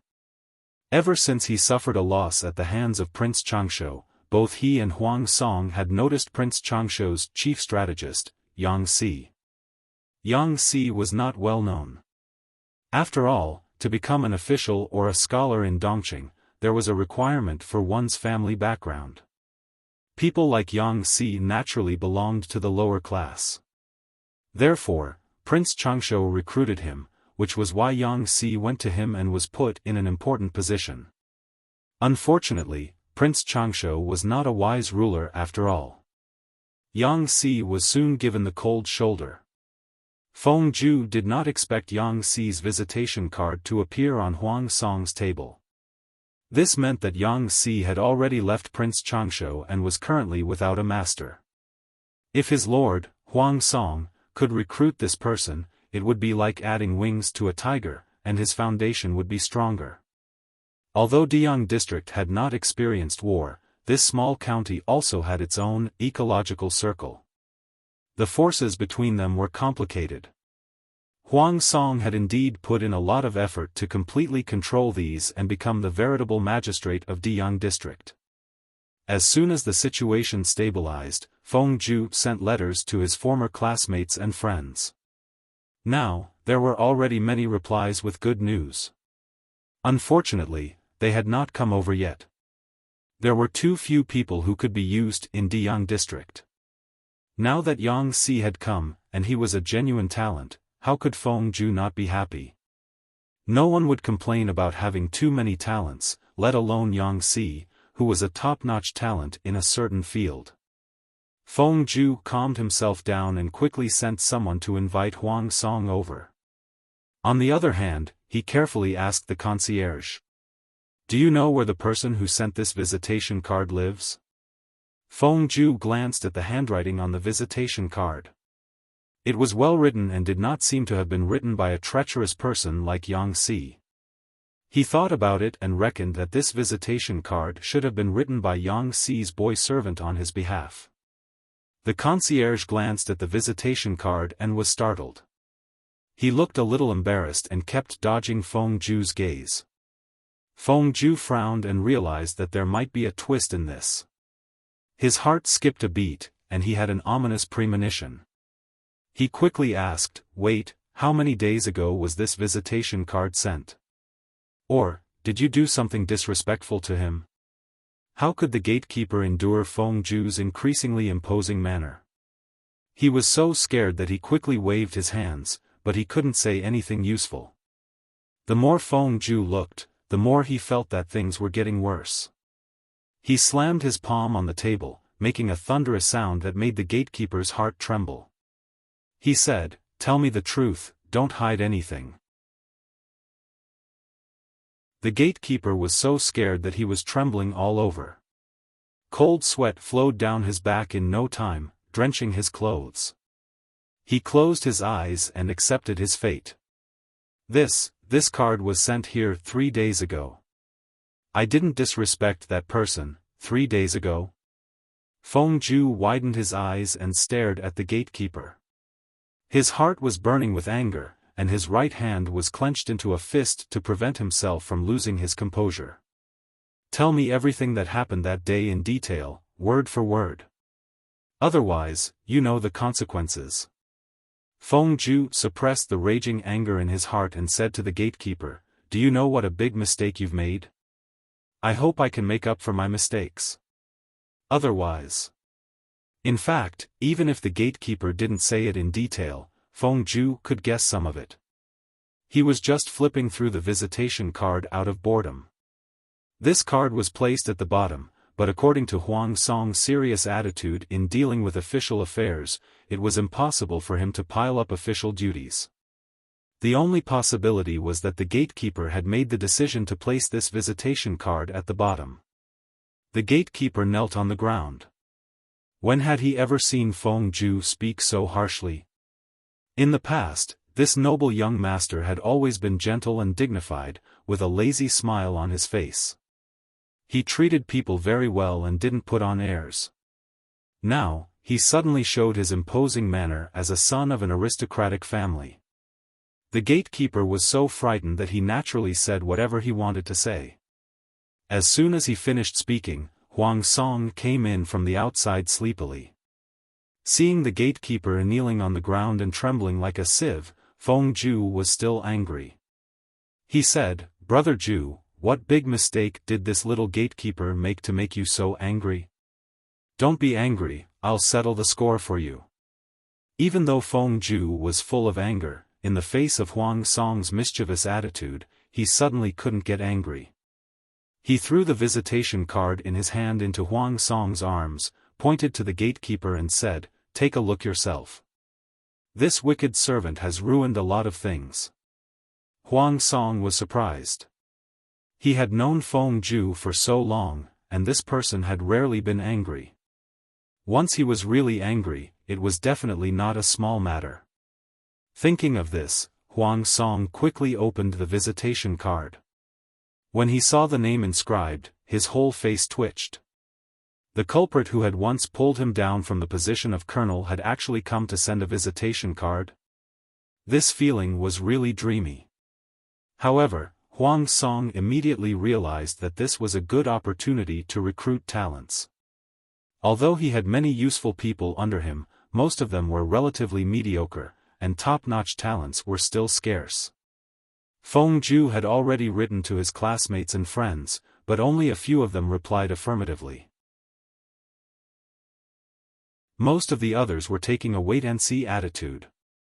Of those who were willing to come, which one of them didn't come because of Feng Zhu, Huang Song's favor of saving people during the earthquake in Dongqing, and the good reputation he had accumulated during the battle in Chenzhou?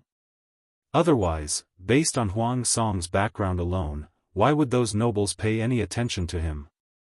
It wasn't that they looked down on Huang Song because of his background, it was just that Huang Song wasn't strong enough for people to ignore his background. Feng Zhu's social skills were very strong.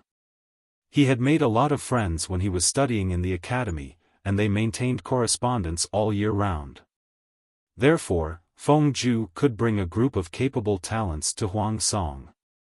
However, the current Huang Song was still too weak. If he was a little stronger, the number of people he could persuade would at least double. This Yang Si was the first talent who took the initiative to come to him. It was of great significance. Huang Song quickly asked the gatekeeper, "Where's the person who sent the visitation card?" The gatekeeper said with a bitter face, "I only know that they are staying at a guest house in the city, but it's been 3 days. I don't know if they're still there." 3 days had passed.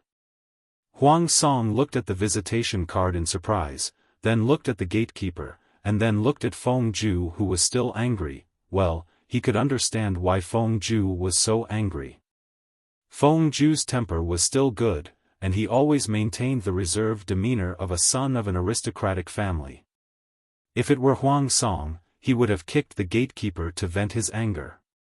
In fact, he did do that, but he controlled the strength of his kick and did not kick the gatekeeper too hard. Lead the way. Although 3 days had passed, if they were lucky, the person hadn't left angrily yet. However, when they rushed to the guest house, the news they received was that the person had left the city at daybreak. "It's only been half a day, we can still catch up." Feng Ju resisted the urge to vomit blood. This gatekeeper was really tireless. Huang Song was also impatient. He took the reins handed to him by a servant, turned around, and got on the horse, ready to give chase. Feng Ju looked at the back of Huang Song's horse, and he felt like he was about to collapse. The talent who came to him was actually pushed away just like that.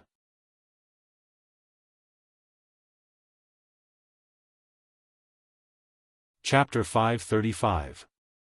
The old horse pulled the carriage and walked leisurely. 1 step, 2 steps, 1 step, 2 steps. The pace was so slow that it made one sleepy.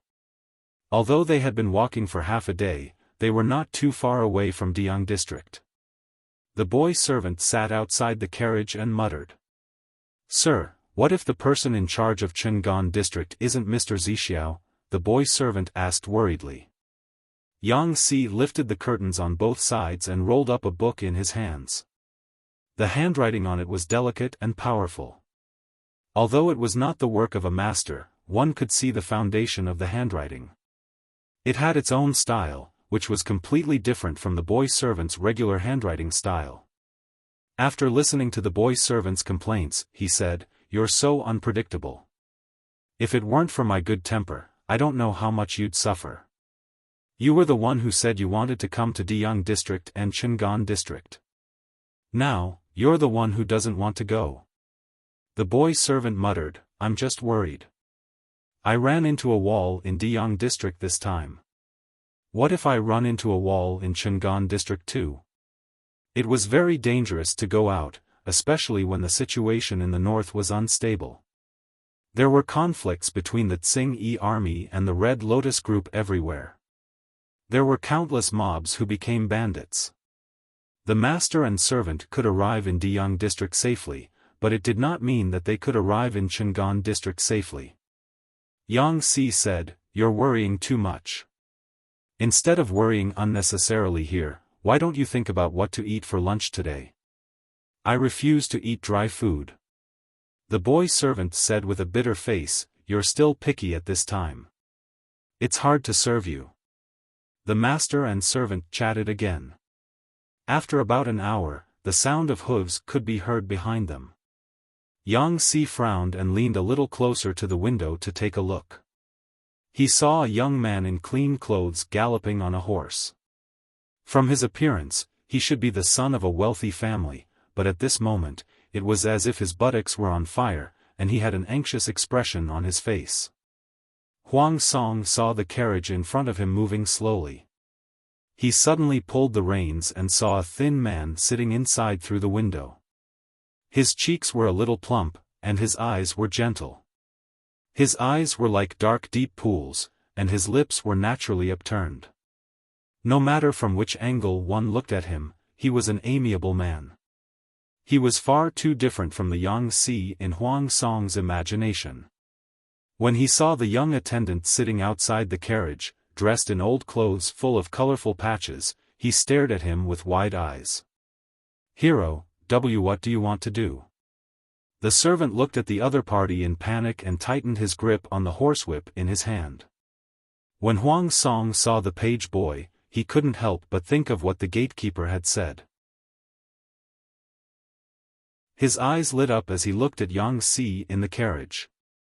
He cupped his fists, composed himself, and asked, "Sir, are you Yang Si, Mr. Yang of Jiangding County?" The attendant looked a little surprised. Unfortunately, Huang Song's attention was on Yang Si and he did not notice this detail. Yang Si put down the book in his hand, lowered his eyelids, and said with a natural expression, "My surname is Zhao." "You've got the wrong person." Huang Song was disappointed. Then, he apologized to Yang Si, waved his whip, and continued on his way. When he was out of sight, the page boy asked in a low voice, "Sir, that was," Yang Si said with certainty, "Huang Song." The page boy was delighted, but he immediately withered. "Sir, why did you say that you're not him?" Yang Si said, "I'm not satisfied. This person is still too young and impulsive. I'm an old man who can't stand being tossed around." The page boy did not ask any more questions. If his master was not satisfied, then it was definitely not good. In fact, Yang Si was very satisfied with Huang Song's behavior of chasing after him.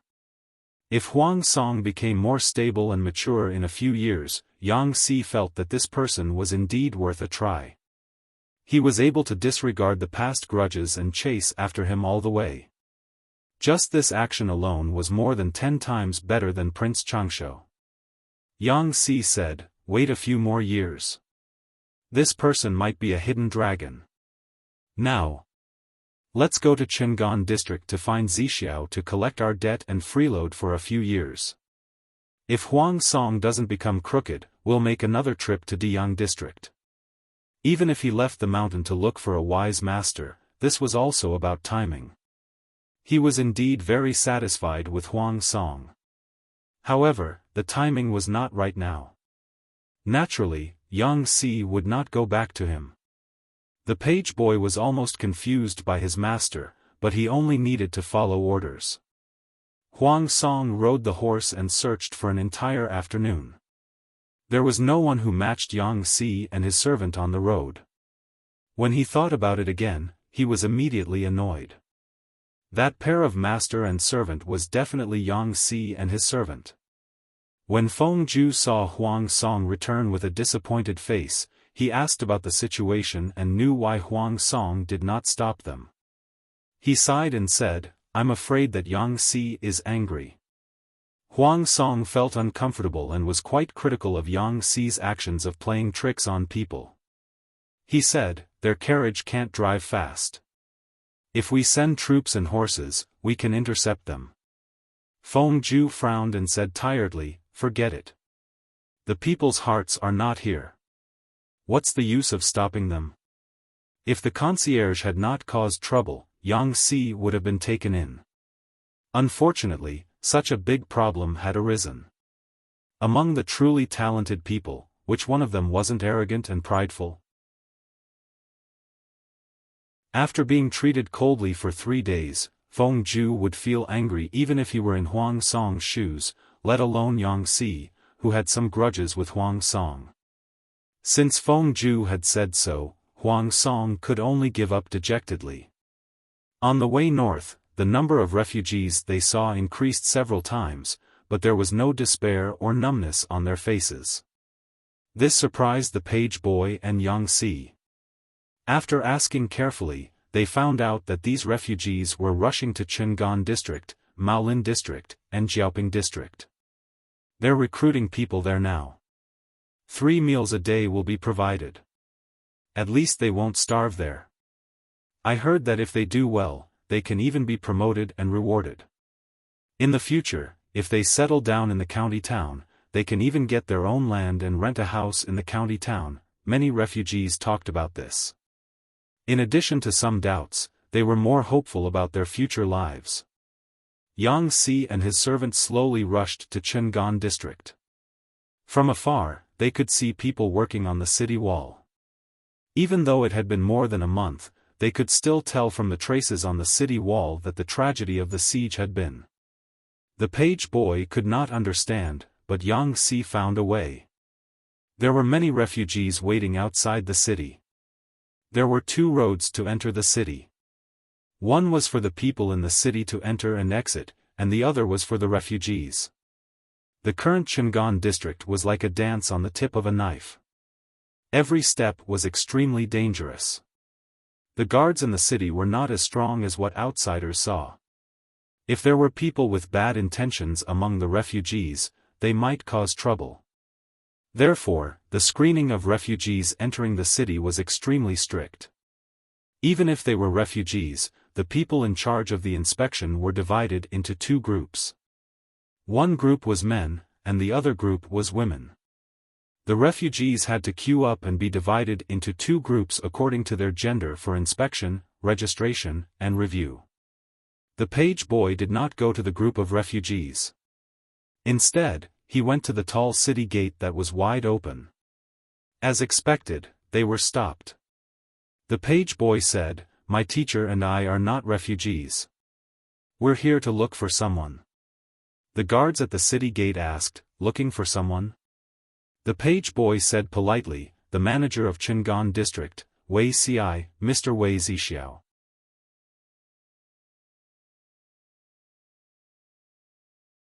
Chapter 536. Chang'an district was severely short of manpower. The guards at the city gates were all rotated between the male and female battalions. The guard who came forward to inquire was a female soldier. The attendant was a little slow to realize the gender of the guard, and he looked a little helpless. There was something wrong with Chang'an district. Why would they let a woman guard the city gate and let her be exposed to the elements? The female soldier did not know what the other party was thinking. She saw that the page boy was wearing old clothes that were full of patches. The horse that was pulling the carriage was an old horse that looked like it was about to die. The horse walked slowly and the carriage was shabby and simple. They must have suffered a lot in Chang'an district. The female soldier felt a bit of pity and asked with a gentler voice, "Are you here to find Mr. Wei?" Seeing that the female soldier had a good attitude, the servant felt relieved. It was good that he could communicate. He was afraid that he would meet someone who looked down on him. "My master's surname is Yang, and his name is Si. He is a good friend of Mr. Wei. I wonder if this, young lady, could you help me pass a message?" When the female soldier heard that Yang Si was Wei Si's friend, she did not dare to slight him. She ordered the messenger to pass on the message, and then respectfully asked the page boy to drive the carriage to the side so as not to block the people behind from entering the city. The servant was astonished to see the orderly scene at the city gate. "Sir, this place is interesting." It was the first time in his life that he had seen a female guard the city gate. Yang Si said, "It's indeed quite interesting, but it doesn't seem like Zixiao's style." He hit the nail on the head. This was indeed not Wei Si's doing. Wei Si's body was delicate and weak. Now that the seasons had changed, it was the season where it was easy to fall sick. He labored for a while before falling sick gloriously. In order not to be criticized by the audience in the streaming room, Jiang Pengji took the initiative to take over the miscellaneous items in Chang'an district. Wei Ci took care of things from the side. She reminded Wei Ci, "I say, with your body, you really need to take good care of it." Weak and sickly, he felt like a porcelain doll. Jiang Pengji had never been soft-hearted when she pressured her subordinates, but she could not bring herself to do anything to this sickly man. Fortunately, Wei Ci only had a low fever. After recuperating for a few days, his condition was almost healed. For the past 2 days, he had been able to help with official business. However, his lips were still a little pale. Coupled with his face, he was simply the standard of a sickly beauty. "Thank you for your concern, my lord. I will definitely take good care of myself in the future." Wei Ci agreed gently, as if he was to blame for falling ill and delaying his work. She was so considerate that the audience in the streaming room couldn't help it. They felt deeply that Jiang Pengji was shameless. It wasn't that Beauty Ci didn't recuperate. It was clearly that Chen Ke's work didn't give her time to recuperate. "You Tong, trash streamer, you bully my husband every day. My heart aches when I see you." Salted Egg Superman, Beauty Ci still values her health. She's very cooperative when taking medicine when she's sick. I felt bitter when I looked at the screen before. Who asked the host to not have a firm foothold? Even if he wanted to recuperate, he wouldn't be able to recuperate in peace, right? Yen Rian, I think you guys should stop scolding the streamer. Let's just pick up our weapons and hit her. Shunjia, you all feel sorry for Beauty Ci, but I feel sorry for the streamer. She was a typical person who was tough on the outside but soft-hearted on the inside. When Beauty Ci was sick, she obediently took over the work. In the end, Beauty Ci did not continue to be tired. Think back to the content of the live broadcast these days. It's all about the host handling documents in the government office. Looking at those flamboyant things, I always feel like I went to a fake school. According to Jiang Pengji's temperament, if she did not really sympathize with her subordinates, how could she stay in one place for a long time? She would have been so unrestrained that she could not be seen all day long, okay? Speaking of which, the streamer is very good to Beauty Ci. Look at Feng Jin, Su Ku, Qiguan Rang, Meng Hun, Luo Yue, and the others. They are all so busy. Have they ever seen the streamer being soft-hearted?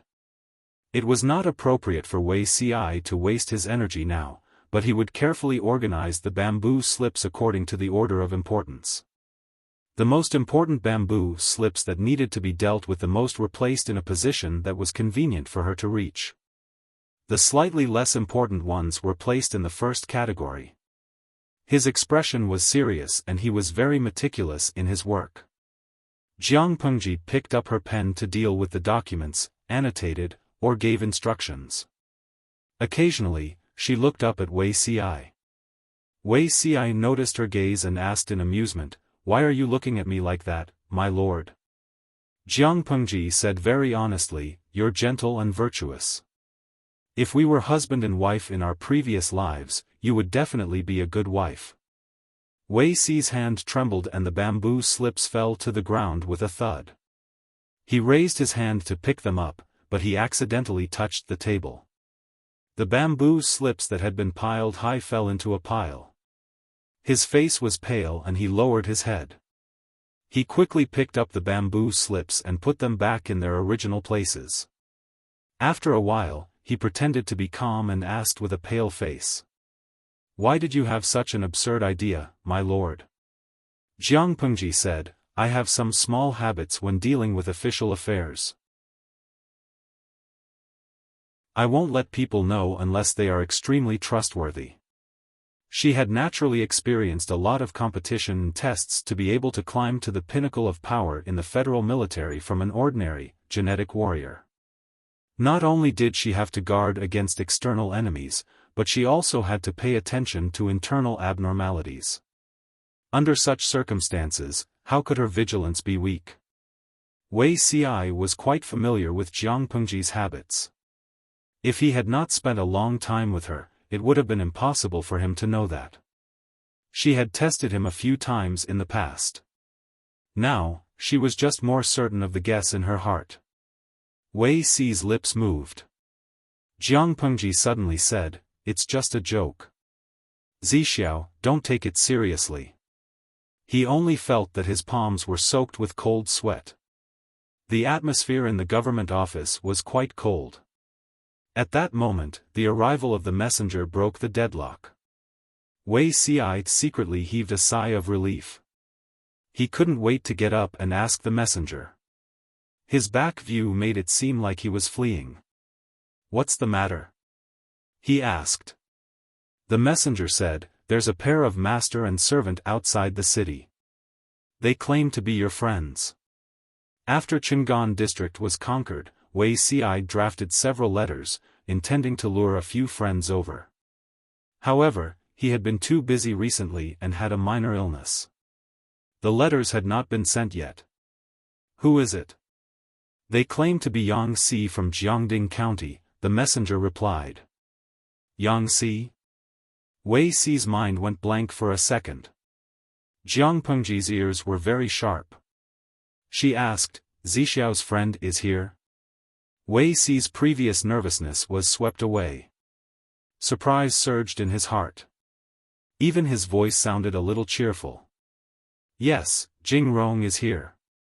"Jing Rong? He's from Jiangding County in Chenzhou. His name is Yang Si. His courtesy name is Jing Rong." Wei Si could not suppress the smile on his face. This person is a great talent. Jiang Pengji sized up Wei Si's fragile little body. She asked calmly, "How talented is he?" Wei Si did not know why. He said frankly, "I'm ashamed of my inferiority." Jiang Pengji crossed her arms and looked at him. She said, "I think Zixiao is better than anyone else." Wei Si was speechless. Seeing that Jiang Pengji had returned to the table, Wei Si was surprised. "My lord, aren't you going to take a look with me? They're here to look for you, not me. Why should I join in the fun? It might cause a misunderstanding." You're tuning into the Xiaofan's Wuxia Tales YouTube channel. Don't forget to subscribe and join us on this journey to catch the most captivating stories.